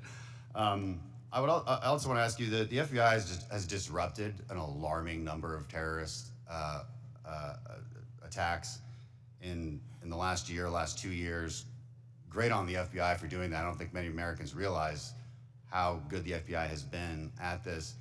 But this also gets to the conversation earlier about FISA 702. One of the main arguments I tried to I wanted to argue with my colleagues on this was, when you have a warrant process for the query, what you will fail to do is connect the dots between the domestic and the international threat, and those connections are there, as we see all the time. Would you agree with that? That we need to maintain that process in a responsible way, of course. I do, sir. I appreciate that. Director Gabbard, in my remaining time, I want to ask you, because of my, and this may go to our General Kruse as well. Because of my work on energy and commerce, we have an issue there with broadband spectrum auctions, and of course this affects our intelligence community in a very large way, and our DoD. Getting right to the question here, how much, if any, spectrum can the DoD give up without having a significant effect on the administration's prioritization of lethality and deterrence? I'll defer to General Kruse, specific to DOD. I certainly wouldn't want to speak for all of DOD, and I think the committee is already in a fantastic conversation with the DOD on that issue. But broadly, what I would say is DOD has laid out the portions of the spectrum that it believes for both operational capabilities, and in closed session, I am more than happy to walk you through from the intelligence portion of the mission that we do. There are two different portions of the spectrum. We often talk about one, but not the other, and in closed session, I'd be more than happy to tell you why the other portion of the spectrum is important to national security. Sure, and the details are obviously classified, but we can talk about X and S spectrums and get a better idea for the public about, because the public would benefit from telecom having the ability to use some of these. When we look at 5G networks, 6G networks, so it's a conversation that we need to have on a much longer time to do so, which I've run out of. So I yield back. Thank you. Gentleman yields. Dr. Barra. Thank you, Mr. Chairman. You know, I associate myself with the comments of my colleague, Congressman Crowe. I'm deeply disappointed in how we're handling this breach of protocol and so forth. You know, every year at the beginning of Congress, we take an oath to office. You know, this is an awesome responsibility to be a member of Congress, to protect our country. We have no greater responsibility than to protect our homeland. And you know, when I walk into this committee and the honor of being on this committee, I don't see Democrats and Republicans. I see folks that every day want to do the same thing. But as Congressman Crow suggested, the mark of leadership, and we all are leaders in this room, is to accept responsibility when mistakes happen. And that signal chat was a mistake. I'm not here to impugn your character. You were all nominated by the president. You were all confirmed by the president. But we have an awesome responsibility and incredible responsibility to the American people. And then given that we are the United States of America, we have a responsibility to the world. And this really was a breach of protocol. I'll take you at your word that we are going to do a full investigation of it. Our responsibility as oversight is to understand this breach, understand who leaked information, how that happened, and then hold those responsible. You know, I 100% agree with the chairman in his opening statement. He said, where trust is breached, those responsible need to be held accountable. So do I have, you know, Director Gabbard, we served together, we came into Congress together. Do I have your word, when this investigation is fully completed, we will get the full breadth of the investigation? Thank you, Congressman. That would be my intent. I will caveat that by saying that this is being conducted by the National Security Council. I've not gotten any indication that they would try to withhold that, but I can't speak for them. Okay. I also, you know, I see way too much politics when it comes to our national security and our national defense. We've got to keep politics out of this. We're not Democrats or Republicans. We're Americans. We're tasked with the responsibility of keeping our country safe. Director Gabbard, you have an awesome responsibility here to advise the president, to collate all the information, everything that the IC is providing, and provide that best advice and guidance to the President of the United States. We have to keep politics out of this. Even if the president disagrees with this, if it goes against his personal wishes, if he's considering an order that potentially is unconstitutional or illegal or compromises our security, I want your word that you will always provide and give that honest advice to the president, even if it will make him angry. Thank you, Congressman. I appreciate the question because, as you said, I do take this responsibility very seriously. And it was my commitment to the President, to the Senate, the American people, that as the Director of National Intelligence, I will ensure to provide the President and all of you as policymakers with that unbiased, relevant, and timely intelligence. And to your specific question, the answer is yes. I will inform the President of that accurate, timely, unbiased intelligence reporting, whether it is something that agrees with an assumption or a view or an objective or not. That's my responsibility to him and to the American people. Great. I would just offer advice. In your role, what you do on your personal devices versus your official devices, you're speaking to the public, and I would just offer, you know, as I conduct myself, what I say personally is always going to be considered Congressman Barra saying it. General Haugh, I've appreciated working with you, and you know, have a deep concern about our cyber vulnerabilities, and we will go into some of this in the closed session. But Salt Typhoon is something we take very seriously, as well as Volt Typhoon, and the compromises. Can you just briefly give us an update of where we are with those two? So, Congressman, we share your concern in terms of the overall ensuring that we can protect the critical infrastructure of the United States. The area that we have been deeply focused on is our ability to partner with industry. 99% of our critical infrastructure is controlled by our industry. So our ability to bring government information to be able to understand what threats look like and the origin of those threats, help inform how industry can defend that and also create the necessary equipment to ensure that we're secure. That partnership continues to grow, and that's really one of our key priorities. And I'll be able to go in closed session into more detail about the specific actions we've done together as an interagency with our industry teammates. Right, thank you, and I yield back. Gentleman yields. Gentleman from Pennsylvania, General Perry. Thank you, Mr. Chairman. Thank you, ladies and gentlemen, for your attendance and your service to national security for our country. I'm going to start with Director Patel and then go to Director Gabbard. I'm concerned, like many Americans, about the wide-scale purchase of land, real estate, et cetera, by the Chinese Communist Party or those sanctioned by the party in America, especially those lands proximate to sensitive military sites or sensitive national security sites. Director Patel, I think we can all understand that that could lead to the ease of nefarious activities of numerous sorts.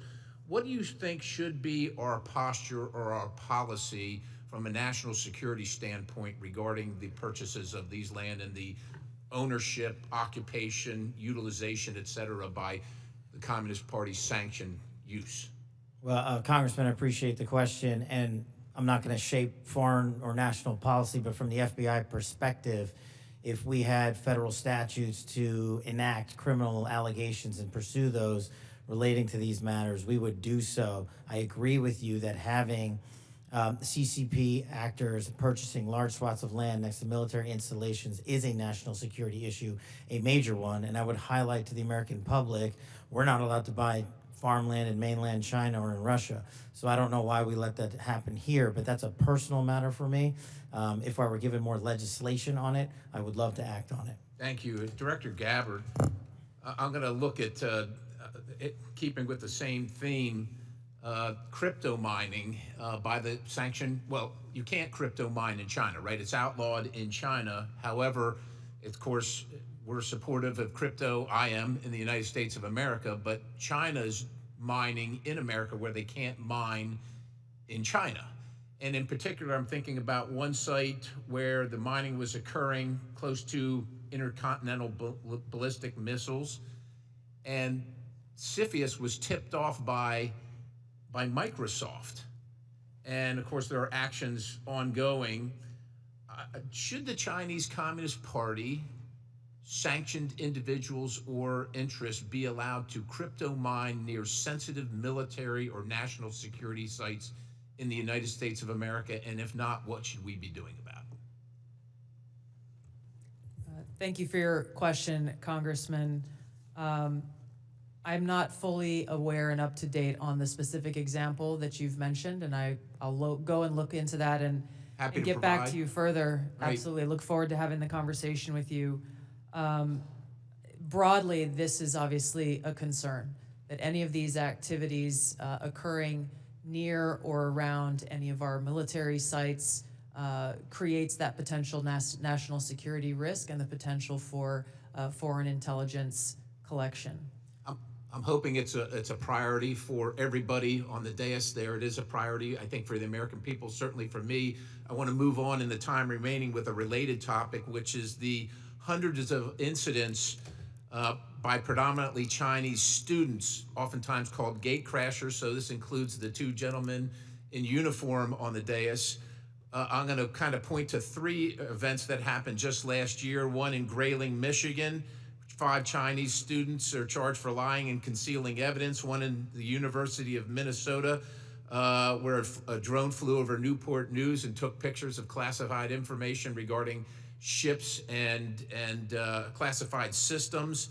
And then one at the University of Florida regarding the illicit acquisition and shipment of toxins, biomedical drugs, and research supplies to China. In these cases, or most of these cases, we encounter these people and then we release these people. As a matter of fact, in the case of Florida, apparently she found out that criminal charges were being prepared and she dropped out of school and her whereabouts remain unknown at this point. What should be our posture? Because we're trying to follow up after the fact. We're encountering these people, whether they're gate crashers or whether we catch them conducting this illicit activity.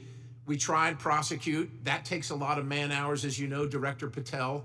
Is this the best policy, or is there something better that we can do? I mean, the Immigration National Act Nationality Act of 1952 gives the Secretary of State the authority to revoke visas. But should these people be allowed to come to this country in the first place is the question, and what should our posture be? Anybody? In terms of the visa issue, I know that the administration is working on a policy, but to directly answer your question, anybody who utilizes the student visa program to come to this country to conduct criminal activity should never be allowed in this country. And anyone that's doing it here in the United States of America from an FBI standpoint will be vigorously investigated and will use the expulsion or criminal process on them. I yield, Mr. Chairman. Gentleman yields. Ms. Plaskett. Thank you very much, Mr. Chairman, and good morning to the witnesses. First let me say that we do have to, in this committee, try as much as possible to remain nonpartisan as opposed to bipartisan. I can recall being that way when I was counsel on the House Ethics Committee, and it's a hard position to take. But I'm really struck by the fact that in December of 2023, many people made Secretary Lloyd Austin go through the stages of the cross in self-flagellation and mea culpas for not informing the president that he was having a surgery.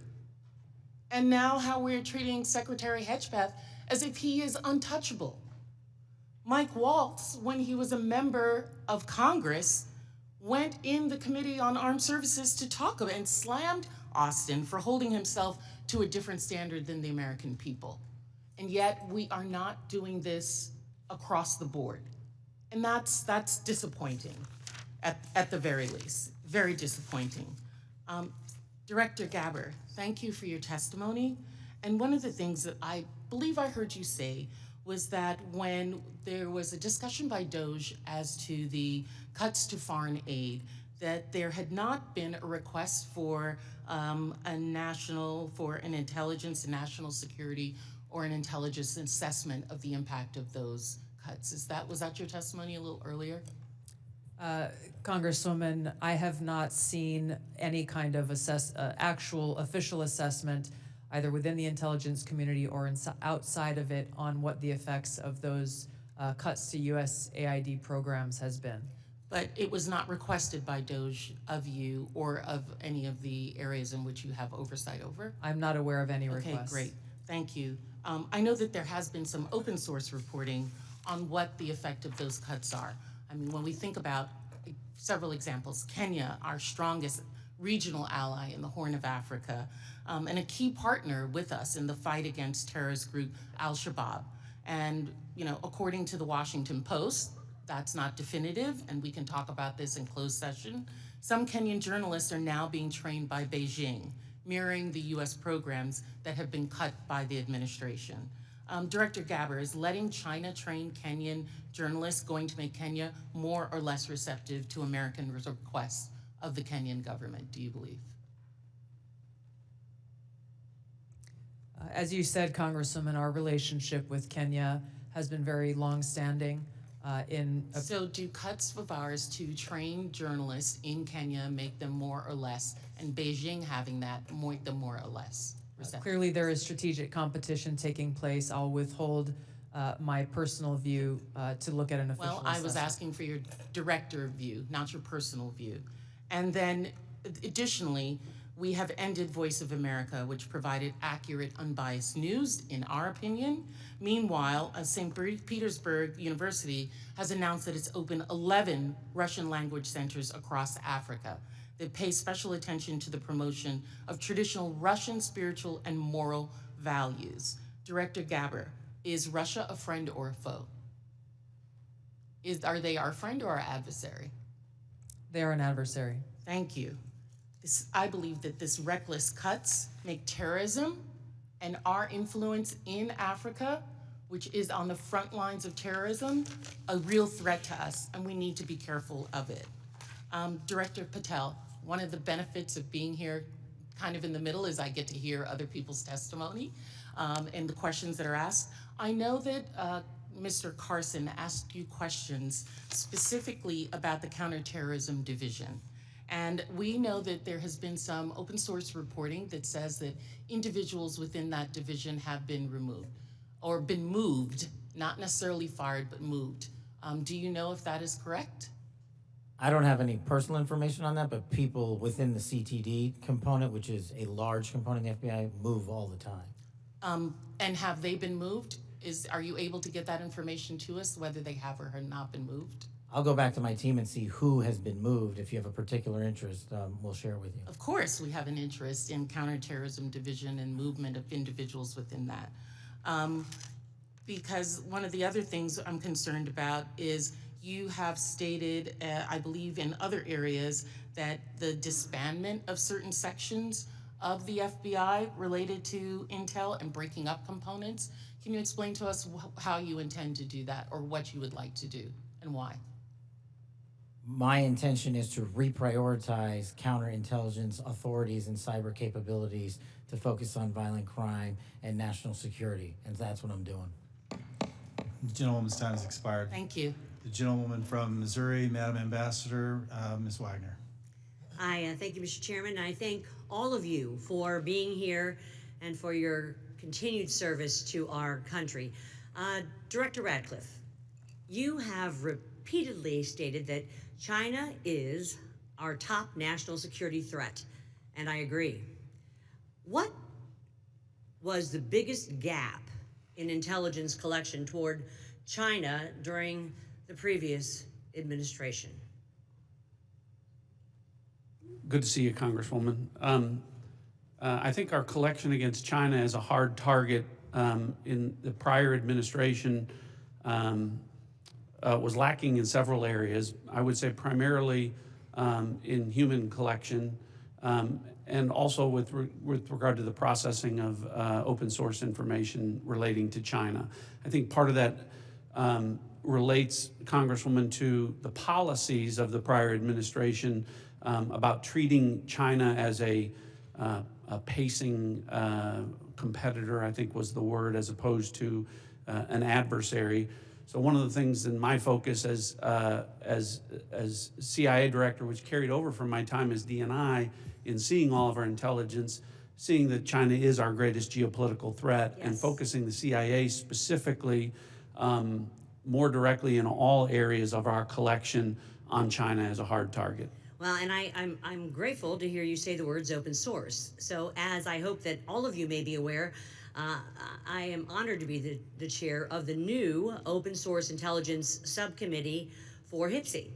It is the first time this committee has focused specifically on an intelligence discipline, I'll say. We established this subcommittee because private companies, researchers, and most importantly, foreign adversaries, as we speak, are taking full advantage of the explosion of commercially available information.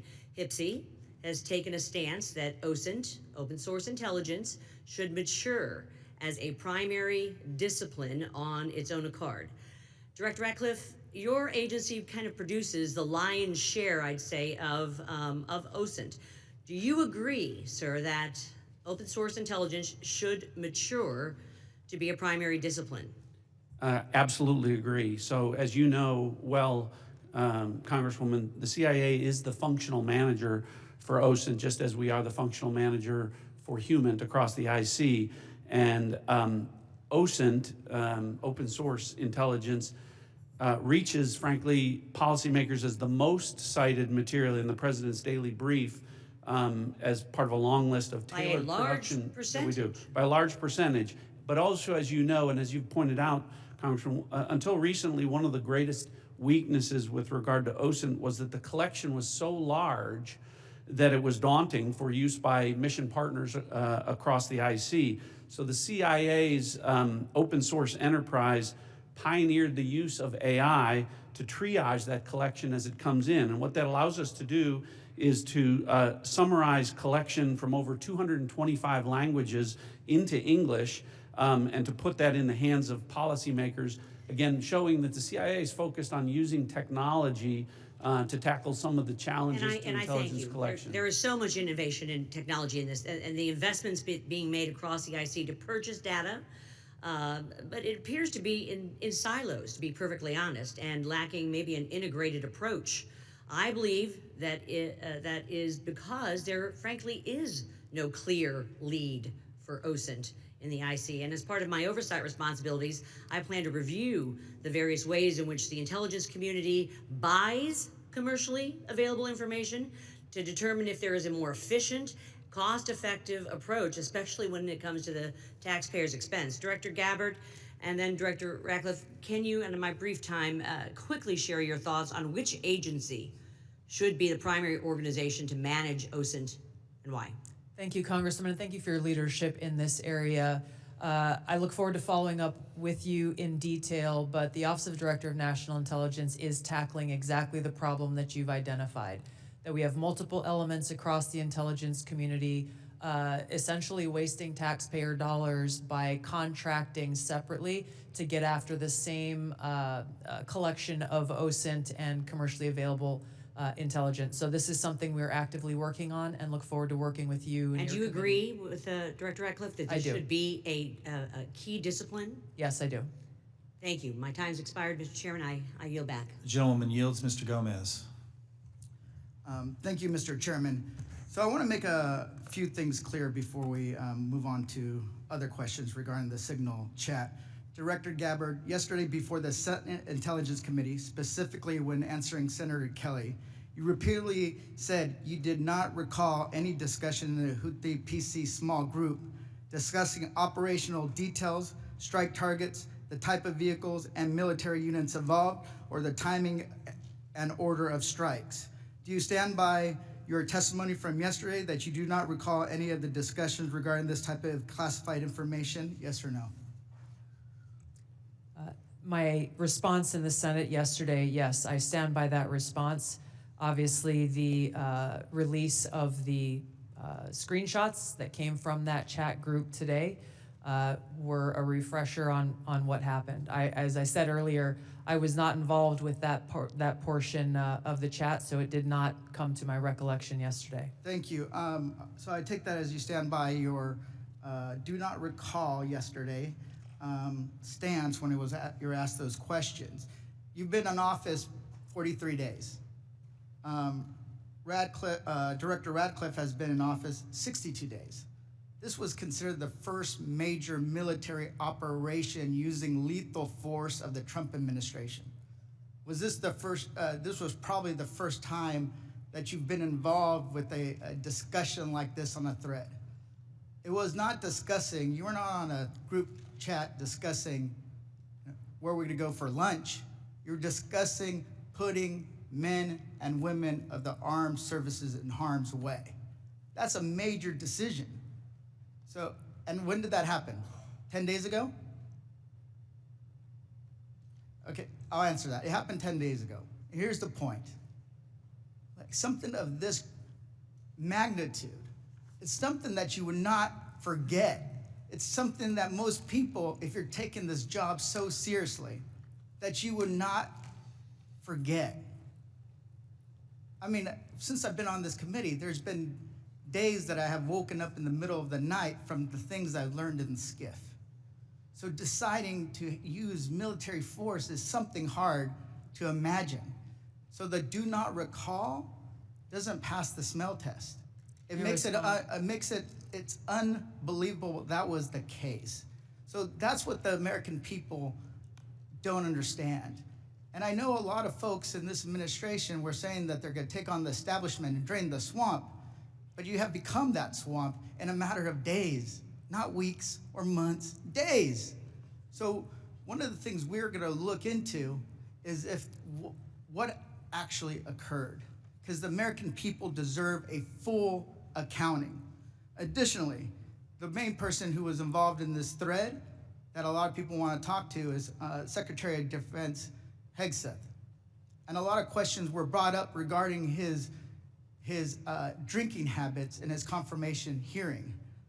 To your knowledge, do you know whether Pete Hegseth had been drinking before he leaked classified information? I don't have any knowledge of Secretary Hegseth's personal habits.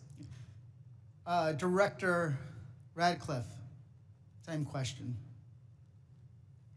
Yes or no? You know, no, I'm going to answer that. I think that's an offensive line of questioning. The answer is no. I find it interesting that you Hey, want I to. yield No, back. I'm This is going my to answer. time. You asked me a Director, question. You want an director. answer? No, listen, You it's don't a want yes to or no. focus on the good work that the CIA is doing, that the intelligence community. Director, You I want to talk reclaim my about- time. Director, I reclaim my time. Here, I have huge respect for the CIA, huge respect for our men and women in uniform. But this was a question that's on the top of minds of every American, right? He stood in front of a podium in Europe holding a drink. So of course, we want to know if his performance is compromised. If people were asking if the General Austin was compromised because of a heart issue, Was his performance compromised because of a successful I yield strike? back, Mr. I bring my You want to I know? reclaim my You want to time. talk about I accepting reclaim my responsibility? time. Do you think I you should reclaim accept my time, responsibility Chairman. for a Let successful me ask strike to make Americans safer? I You want to reclaim my focus time. on. I reclaim my time. So here's the thing.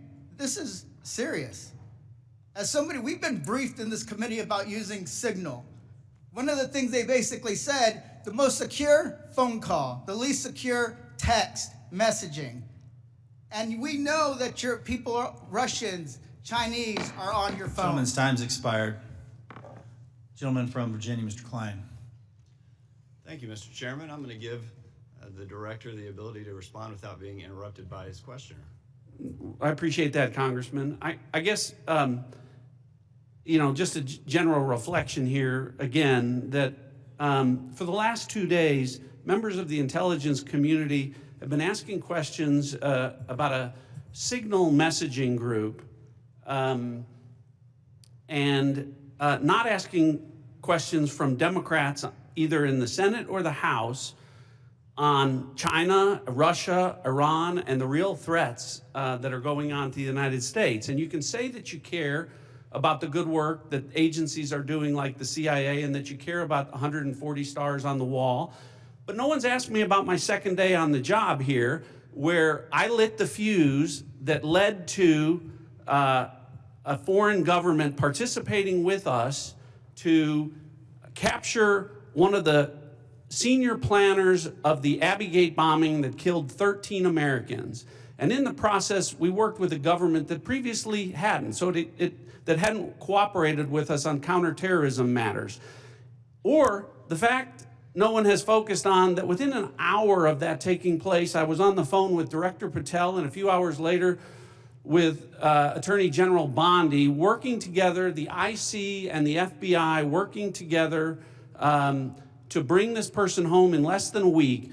An unprecedented success for the intelligence community and the law enforcement community.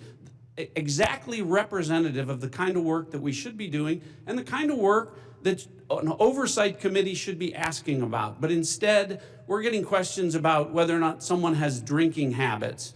And, you know, I just wish in an annual threats hearing where the American people want to hear about threats, that's what we would be talking about. Thanks for the opportunity to clarify.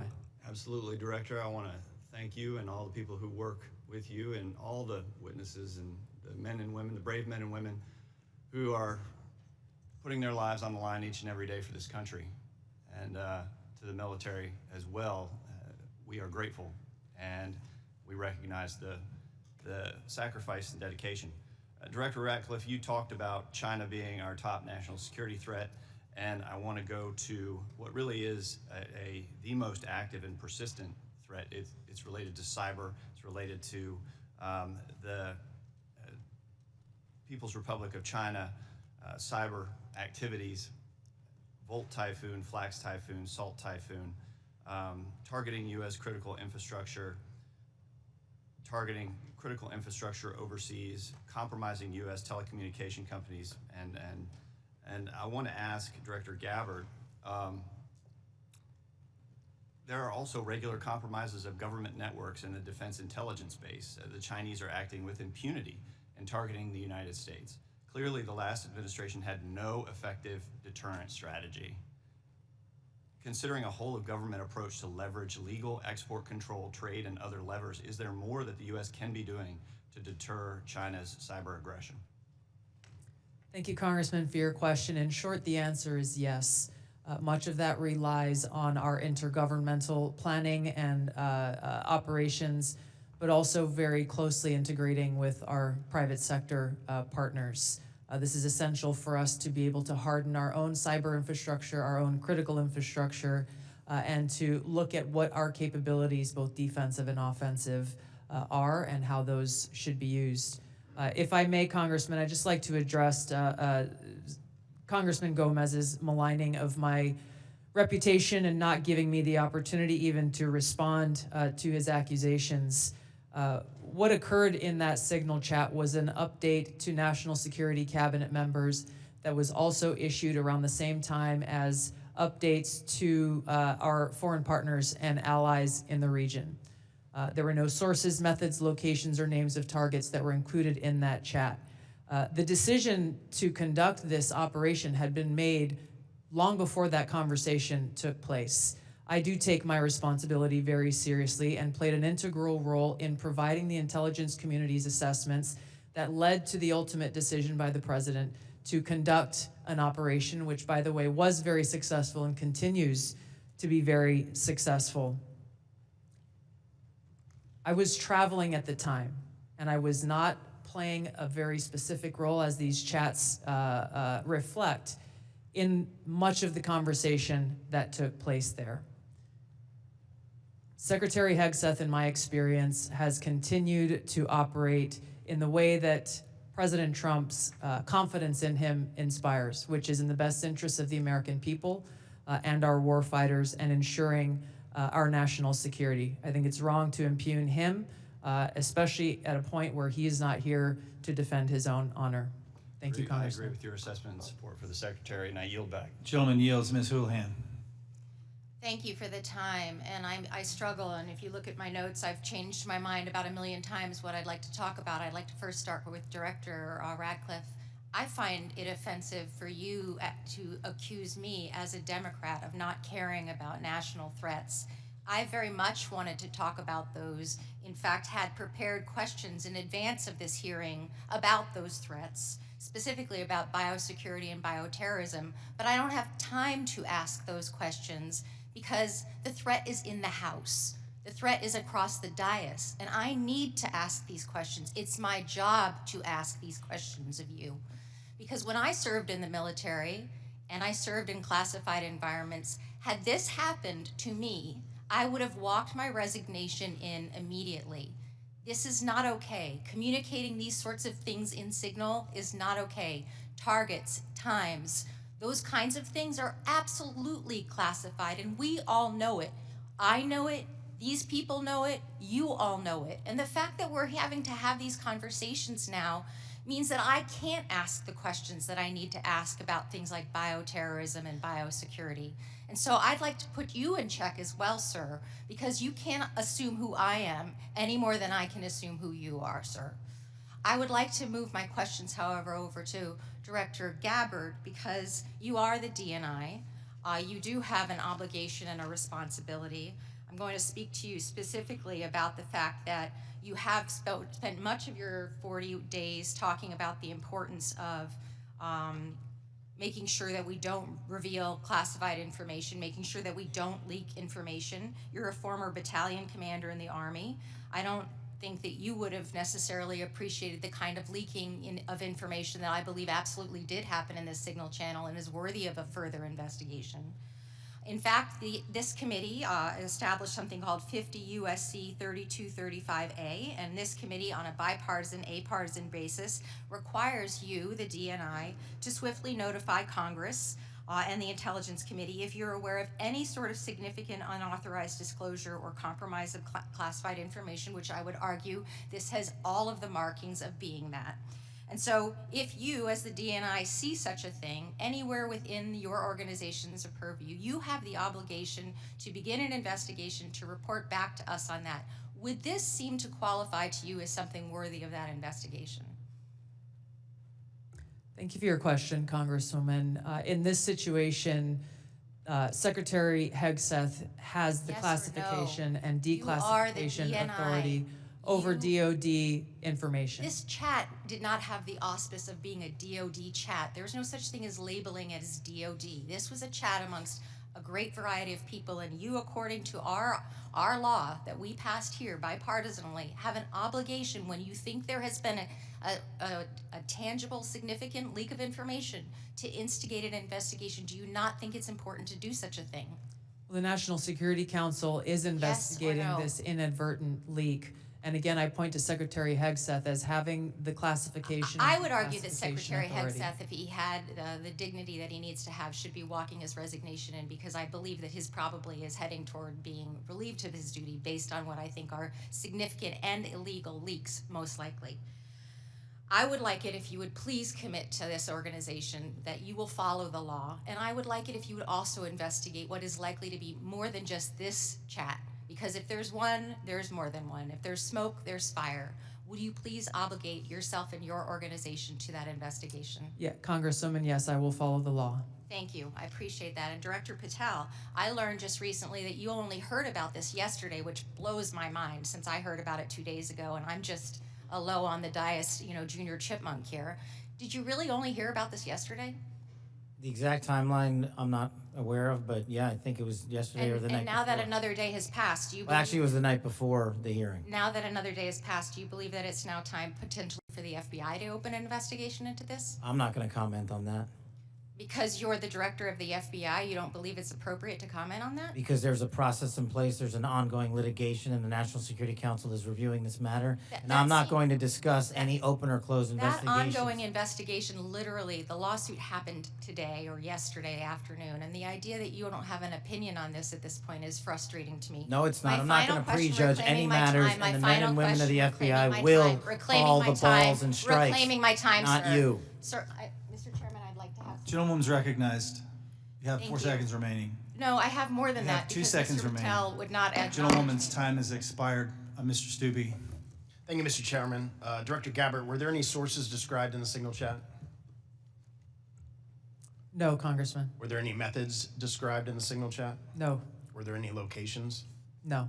Therefore, due to the fact that there were no sources, no methods, nor locations described in the signal chat, it does not make the discussion classified. Is that correct? That is up to the Secretary of Defense determination. The Democrats are obviously making the assertions that what was in the signal chat was classified and claiming that Secretary Hegseth put this war plan out to the world, which he clearly did not. Were there any names in the signal chat? No. Any targets? No. Any locations? No. Was there a unit name or location of that unit? There was not. Were there any routes described in the signal chat? No. Wouldn't an operational plan contain that type of information? Every operational plan I've ever seen has contained that information. Thank you. Shifting to the real threats to America, the southern border. Due to the previous administration's open border policies, they allowed over 10 million illegals into our country. And during that time, there was 1,511 terrorist-related encounters at land border ports of entry, according to CBP. As someone who fought in the war on terror, I find this deeply offensive that the previous administration would sacrifice the security and safety of the American people in the manner in which they allowed terrorists, criminals, and rapists into our country. In your testimony, you state, and I quote, based on the latest reporting available for a year-long period ending October 2024, cartels were largely responsible for the deaths of more than 54,000 U.S. citizens from synthetic opioids. A lot of those citizens are from my home state of Florida. Cartels, narco-terrorists, and other violent transnational criminal organizations have violated the territorial integrity and sovereignty of the United States and have also fueled human trafficking and the opioid epidemic that many of my fellow Floridians have witnessed for far too long. I applaud President Trump and his swift decision to designate the narco-terrorists and Mexican cartels as foreign terrorist organizations, and I want to thank each of you for making this a priority to fight against Mexican cartels, traffickers, narco-terrorists that have been responsible for killing hundreds of thousands of Americans. For every narco-terrorist and cartel member violating our sovereignty, poisoning the American people with fentanyl and other illicit opioids, know this, your days are numbered, and know that the full force of the U.S. government will soon address your atrocities once and for all. Director Patel, it's no secret that there is a growing presence of Mexican cartels operating fentanyl synthesis labs just over our border. Just last year, the CBP estimates that more than 21,000 pounds of fentanyl was seized at our borders. That is enough to kill more than twice the population of the world, of our country. What actions are you taking to strengthen the FBI's fight against illicit fentanyl within our borders? Thank you, Congressman. It's good to see you. We have made it a priority at the FBI because fentanyl and illegal narcotics kill an American citizen every 7 minutes. That is a national security crisis, not just at the southern border, but at the northern border. And the Mexican cartels, along with their illicit partners in the CCP and other adversarial countries that are doing harm, are not just taking the fight down south, but they're bringing it up north. So we need to be more vigilant as to what's coming in through our northern border as well. Known and suspected terrorists are flowing in through our northern border more than they are our southern border, I would say, because of the successes we've had in closing the southern border. But when it comes to specifically, to fentanyl, we are making, to date, since January 20th, 383 kilograms of seizures of illegal fentanyl, which is enough to kill 29 million Americans. And other than enhancing border security measures, what would be the most worthwhile action the United States could take to eliminate the cartels and stop the flow of illicit fentanyl? I got one answer for you. They're making the precursors in mainland China, and we don't have the authorities to go after that fight there, and we need to take it head on, because without the chemicals and precursors, there is no fentanyl, and they are moving that material around the world and into the United States too freely. Director Gabbard, I'd like to reemphasize the threat that our adversaries are exploiting via fentanyl and other illicit drugs that are entering our country through the border and poisoning millions of Americans nationwide. It's essential that all components of our national security apparatus are united in their efforts to protect the American people and our communities from such harm. Is there any reason to believe that the Mexican government isn't doing enough to finally eradicate the cartels and other transnational criminal organizations operating just over the border? Congressman, I can only speak from my vantage point, as was stated previously by Director Ratcliffe. We have already been introduced to and begun collaborating with our counterparts in the Mexican government. Could there be more done? I would say absolutely yes. I know that the Trump administration across his cabinet are looking at opportunities to be able to do that. And Director Patel just hit on this with CCP and precursors, but to what extent have we seen other malicious actors worldwide partner with the cartels to infiltrate and target the United States? Related to the production of fentanyl. Yes, ma'am. India is one of those countries that is providing some of those precursor materials as well as equipment. Thank you for being here today. My time's expired. Gentleman yields. Mr. Quigley. Thank you, Mr. Chairman. And I know it's all us who are worried about this only, but apparently the Senate Armed Services Committee Chair and Ranking Member requested Inspector General report on this chat. So I'll tell you why more people are worried about this than you might think, and that's Director Gabbard, your position was created post 9/11 because of the horrible intel failure that took place there, where we weren't sharing information. It wasn't adequately shared within the community and between our allies. We have to believe that our allies look at this as a colossal mistake and will at least hesitate to a certain extent, wanting to share sensitive information with us that keeps us safe, because they're worried about their sources and methods as well. Wouldn't you be at least somewhat concerned that our allies would look at this and say, that wasn't the perfect way to communicate? Congressman, thank you for the question. If that information that was put out in the chat by the Secretary of Defense had included specific sources and methods and targets and names, then the answer would be yes, but that was not the case. Let me stop you there because there's such a limited time. Generals, look, you're here because you got tough spots, so I have to put you on the spots. You're passing information like this just within your agency, and you know that it's going to include, we are go for mission launch, Houthis, sea lanes, the information about the weapon systems. That gets to the Houthi military commanders. Doesn't it make you think they're at least going to say duck? Thank you for the opportunity to weigh in on the issue. Yes, if we were collecting this on our adversaries and we're able to get this information as was asked of General Haugh earlier, we would consider that classified, but it's classified under the collection piece. The data that we're talking about here is the operational data, not the intelligence data. Respectfully, sir, just because we have limited time. Secretaries. The Houthis military leader's gonna duck when he hears this, or he's gonna take some action, or he's gonna try to shoot our planes down, right? If he has actionable intelligence, he will certainly use that. I'm talking about this intelligence. You don't think he can figure out? Houthis is mentioned a couple times, sea lanes. They show the weapon system. At least it's a credible warning to him. I would offer the Houthis' defensive position has been constant since the 15th of March. All right. General, I'll just take a whack at it. You're the Houthis' military leader. You get this information passed on to you. It doesn't make you at least take warning? I would, Congressman, I think from the Houthis' perspective, they do have air defense equipment, and they would be able to detect aircraft being able when they're entered into the Red Sea, and certainly when we have our intelligence aircraft operating over top of their country, they'd be able to detect that activity. But being forewarned is extraordinarily important. I'll take another stab at it. If just language like this in a different context, okay? But just within your department, sir, your people are passing this information. Do you advise that maybe they don't use Signal on this? Are there other forms? Obviously, they're going to be more secure. What I would offer is the data that we would be passing would be the full target packages and the full set of operational information. Okay, but even if it was just this, do you really want to give possibilities that they could be breached, hacked, and they would get this information? Wouldn't you, even with just this, sir, respectfully, wouldn't you want to use a more secure means of communicating?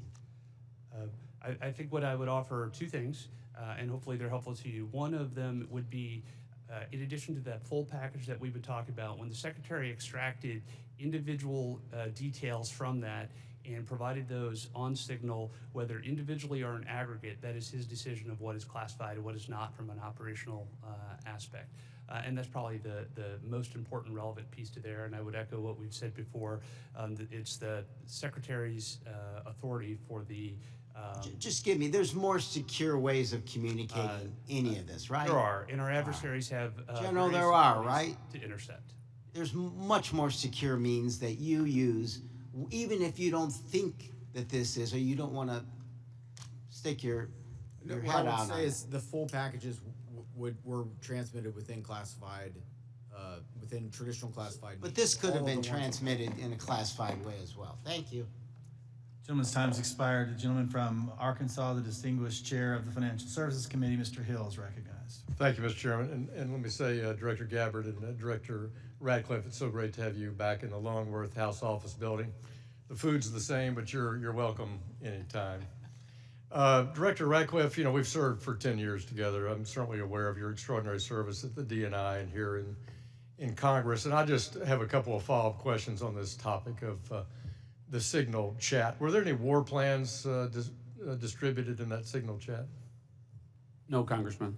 And were sources and methods that would compromise our intelligence system or your agents in the field around the world, were they discussed on the Signal chat? No. I appreciate that. I just think that's an important thing to have on the record. Director Patel, I co-chair the Americans Wrongfully Detained American Hostage Task Force here in the House, and I just in fact left Tigran Gambaryan, a former FBI official who I helped get out of prison in Nigeria last year. I just left him a few minutes ago. You've you know this issue very, very well, and President Trump's made such a commitment to bring Americans home. There's some 30 Americans still wrongfully detained or held hostage abroad.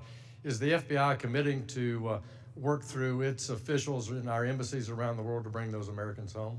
Thank you, Congressman. As you know from my prior service in the prior administration, President Trump brought home over 50 hostages and detainees worldwide, and that effort is being redoubled now until every single American is home. And the FBI, from my perspective, has been given a directive that any wrongfully detained or captured person overseas is a priority to bring back. We're so grateful to the President for making this a priority. We don't want our citizens that hold a blue passport to suddenly be a target in all their interactions around the world. That's wrong, and I'm glad President Trump's made a priority. I look forward to working with you on that. Since November of 2023, I've been pursuing aggressively in this committee the U.S. government's policies and procedures for handling border encounters, specifically known or suspected terrorists. To quote former FBI directors, testimony before the Senate, there are blinking lights everywhere of concern. But despite my numerous attempts, including multiple briefing requests, letters, legislative provisions, a GAO report requested, the prior administration refused to provide requested information and data on what the public now knows was a very dangerous situation along the U.S. borders that President Trump now has as a priority of fixing. In January 2024, there were 176,000 encounters along the southern border, with 51,000 occurring at ports of entry and 124,000 between ports of entry. Comparing that to the work just in the first few weeks of the Trump administration, total encounters are down to 61,000 along the border, with 32 at ports of entry and 29,000 between ports of entry. For the record, that's a 60% reduction.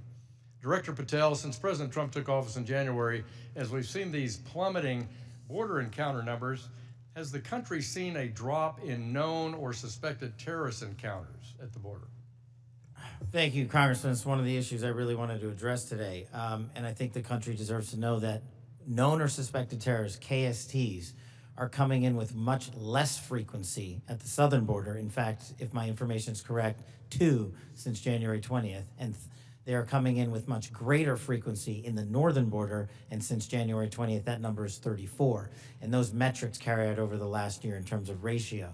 So what it tells me is that known or suspected terrorists, the individuals that want to do the most harm to this country, are utilizing the northern border, and we got to refocus assets up there. Yeah, which I think is good. And I'm glad the prior administration did declassify the ISIS arrests in Philadelphia and did declassify the a citizen that was coming across the northern border to do harm on Election Day. That's good, but we have much more to do. And Director Gabbard, I need your help working with your colleagues here.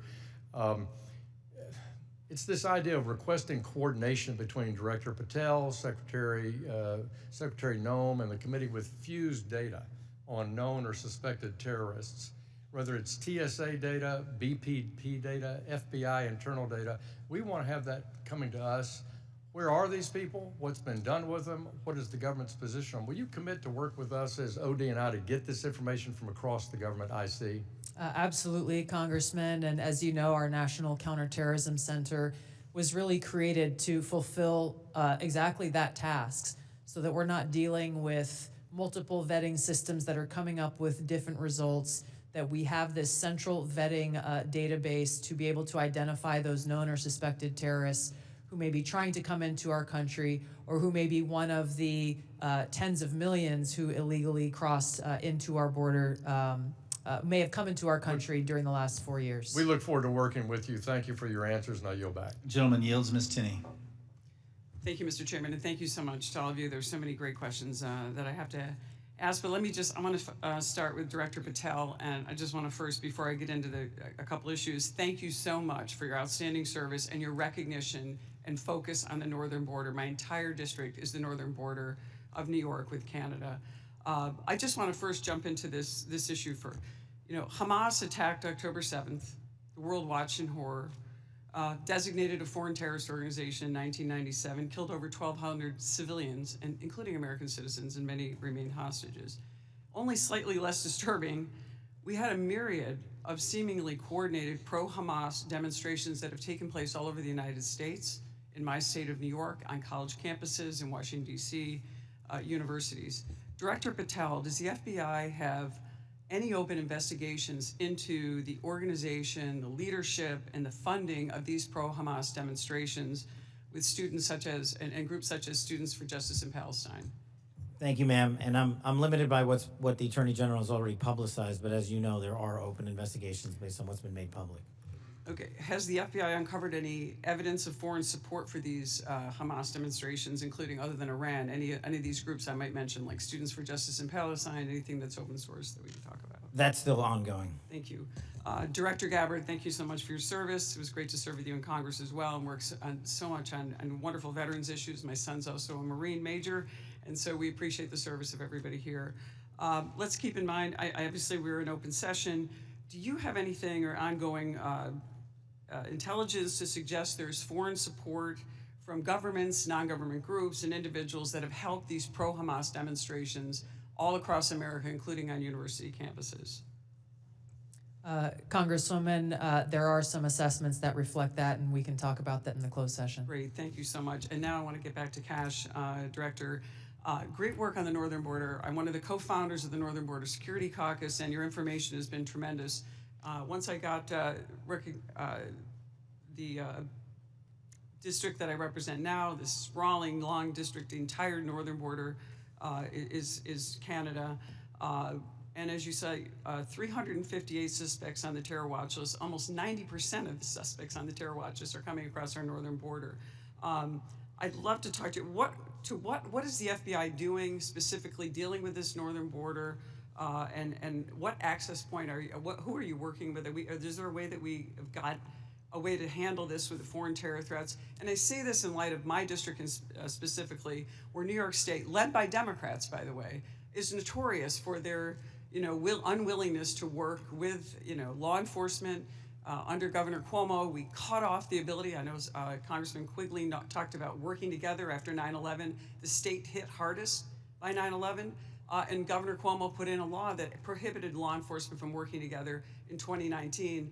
What are we doing so we can work with New York, the government and others, to make sure that this doesn't happen across our New York northern border? Well, one, and this is out of my lane, but what we need to be doing is working with the Canadian government because they sit on top of our northern border. We do have the problem of tyranny of distance and sheer geography as compared to the southern border, but when we were told that the Mexican government would not work with us, we overcame that hurdle, and we've seen the immediate results, as I highlighted to your colleague, about northern border contacts with KSTs versus the southern border. The other thing we can be doing is working across every northern border state who has a geographic border with Canada and their local and state affiliates, which we are doing at the FBI. But it is such a vast enterprise that we would need a huge increase in resources to cover down on that the way we do in Mexico. In addition, thank you for that. In addition with working with the Canadians, are you also working with the New York State government? Because we do have a number of interesting assets, a sprawling Akwesasne Mohawk Reservation that kind of goes across the northern border with New York and Canada. Are those types of things ways that you can work with the New York government and also in coordination with the Canadian Royal Police? Absolutely, ma'am, and you highlight a great point. A lot of the northern border touches upon tribal lands, and we need to work with tribal leaders throughout the country as effectively as we do with state and local governments, and at the FBI, we're doing just that. Thank you so much, and I really appreciate all of your service, and I yield my time back. Gentlewoman yields. Gentleman from Texas, Mr. Fallon's recognized.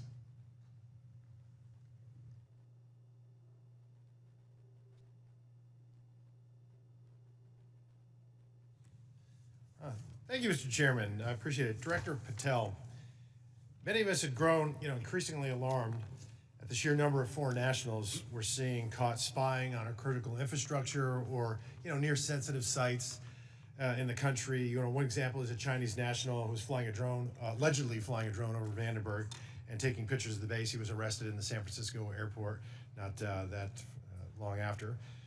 Director Patel, would you agree that the two most dangerous nation states to our homeland and our interests are China and Russia? Yes, Congressman. So it would stand to reason that we should pay particular attention when foreign nationals from these two countries, who we've already established are the greatest threats to our country now and in the future, when they try to sneak into our country illegally. Absolutely, sir. Can you speak on the illegal migration we see from Russia and China and the differences that we saw from the first Trump administration to the Biden administration? Well, the problem you have when you have an effective resolution to that set of issues is that the enemy adapts. And what they've done is utilize, as we were just discussing with your colleague, the northern border to shift their resources and affiliations to pour in known or suspected terrorists through the northern border. They haven't stopped through the southern border. They just know that we are setting up a pretty monumental effort down there to stop any known or suspected terrorists from entering the country. But the thing is, the Chinese, the Russians, Iranians, and other adversaries are utilizing their partners, just like they are doing in terms of how they move illicit fentanyl precursors into this country. They're moving humans in the same fashion, and we need to treat it as such. Did you see an increase from the first Trump administration to the Biden administration on Russian and Chinese nationals crossing the border? Did it increase or decrease? Yes, actually, so the PRC nationals crossing the southern border from 22 to 25 was 178,000. And I don't have the number for the northern border, sir, but I'll get that to you. So, what we found was that there was actually a market increase, alarming, with the Chinese illegal migration increasing 527% all in, and Russian 2,400%. And if just 1/10 of 1%, some fraction, some tiny fraction, 1/10 of 1% are actually asset sleeper agents loyal to Moscow or Beijing, they could wreak havoc and mayhem in a free and open society. It's very dangerous. And then those are the ones we know about. What about the ones that snuck across and we never found them? The unknown gotaways, if you will. So, Director Patel, there's also great concern about the increasing number of counterintelligence threats that are penetrating all levels and branches of government, both local, state, and federal. The number of elected and appointed officials willing to betray this country is becoming increasingly pervasive. Last year, we saw a former senior aide in the New York governor's office, Linda Sun, and her husband, Kruse, indicted on charges of money laundering and acting as foreign agents to the People's Republic of China. Ms. Sun used her position to block Taiwanese representatives from access to New York State officials. Instead, we're rolling out the red carpet for those PRC officials to have those meetings. I mean, that's some scary stuff. So when we have someone like Sumi Terry, who also worked covertly spying on Korea while working simultaneously with various think tanks, and she had been national security official, and she'd worked for the CIA and the National Security Council. Because of her job, members of Congress and their staffs had access to these Korean intelligence officials, and she was paid with, thousands of dollars in luxury gifts. But Director Patel, I get that these investigations are ongoing and sensitive. But to the extent that you can, could you please briefly highlight the severity of these counterintelligence threats, including a rough estimate of the number of open counterintelligence cases that are pending? We have many, and I'll get you the exact number, sir, in closed session. But what it highlights is that the enemy is not relenting.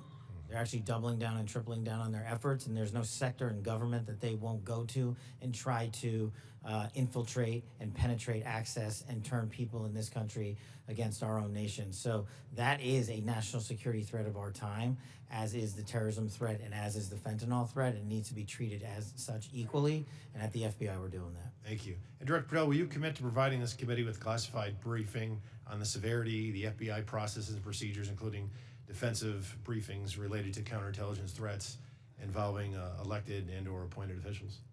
For defensive briefings, Congressman, I commit to you that the FBI will give you everything we have in our holdings. I can't comment on other people's. Thank you. And Mr. Chairman, I want to thank all the witnesses for being here, particularly Mr. John Ratcliffe, Congressional District 4 as well.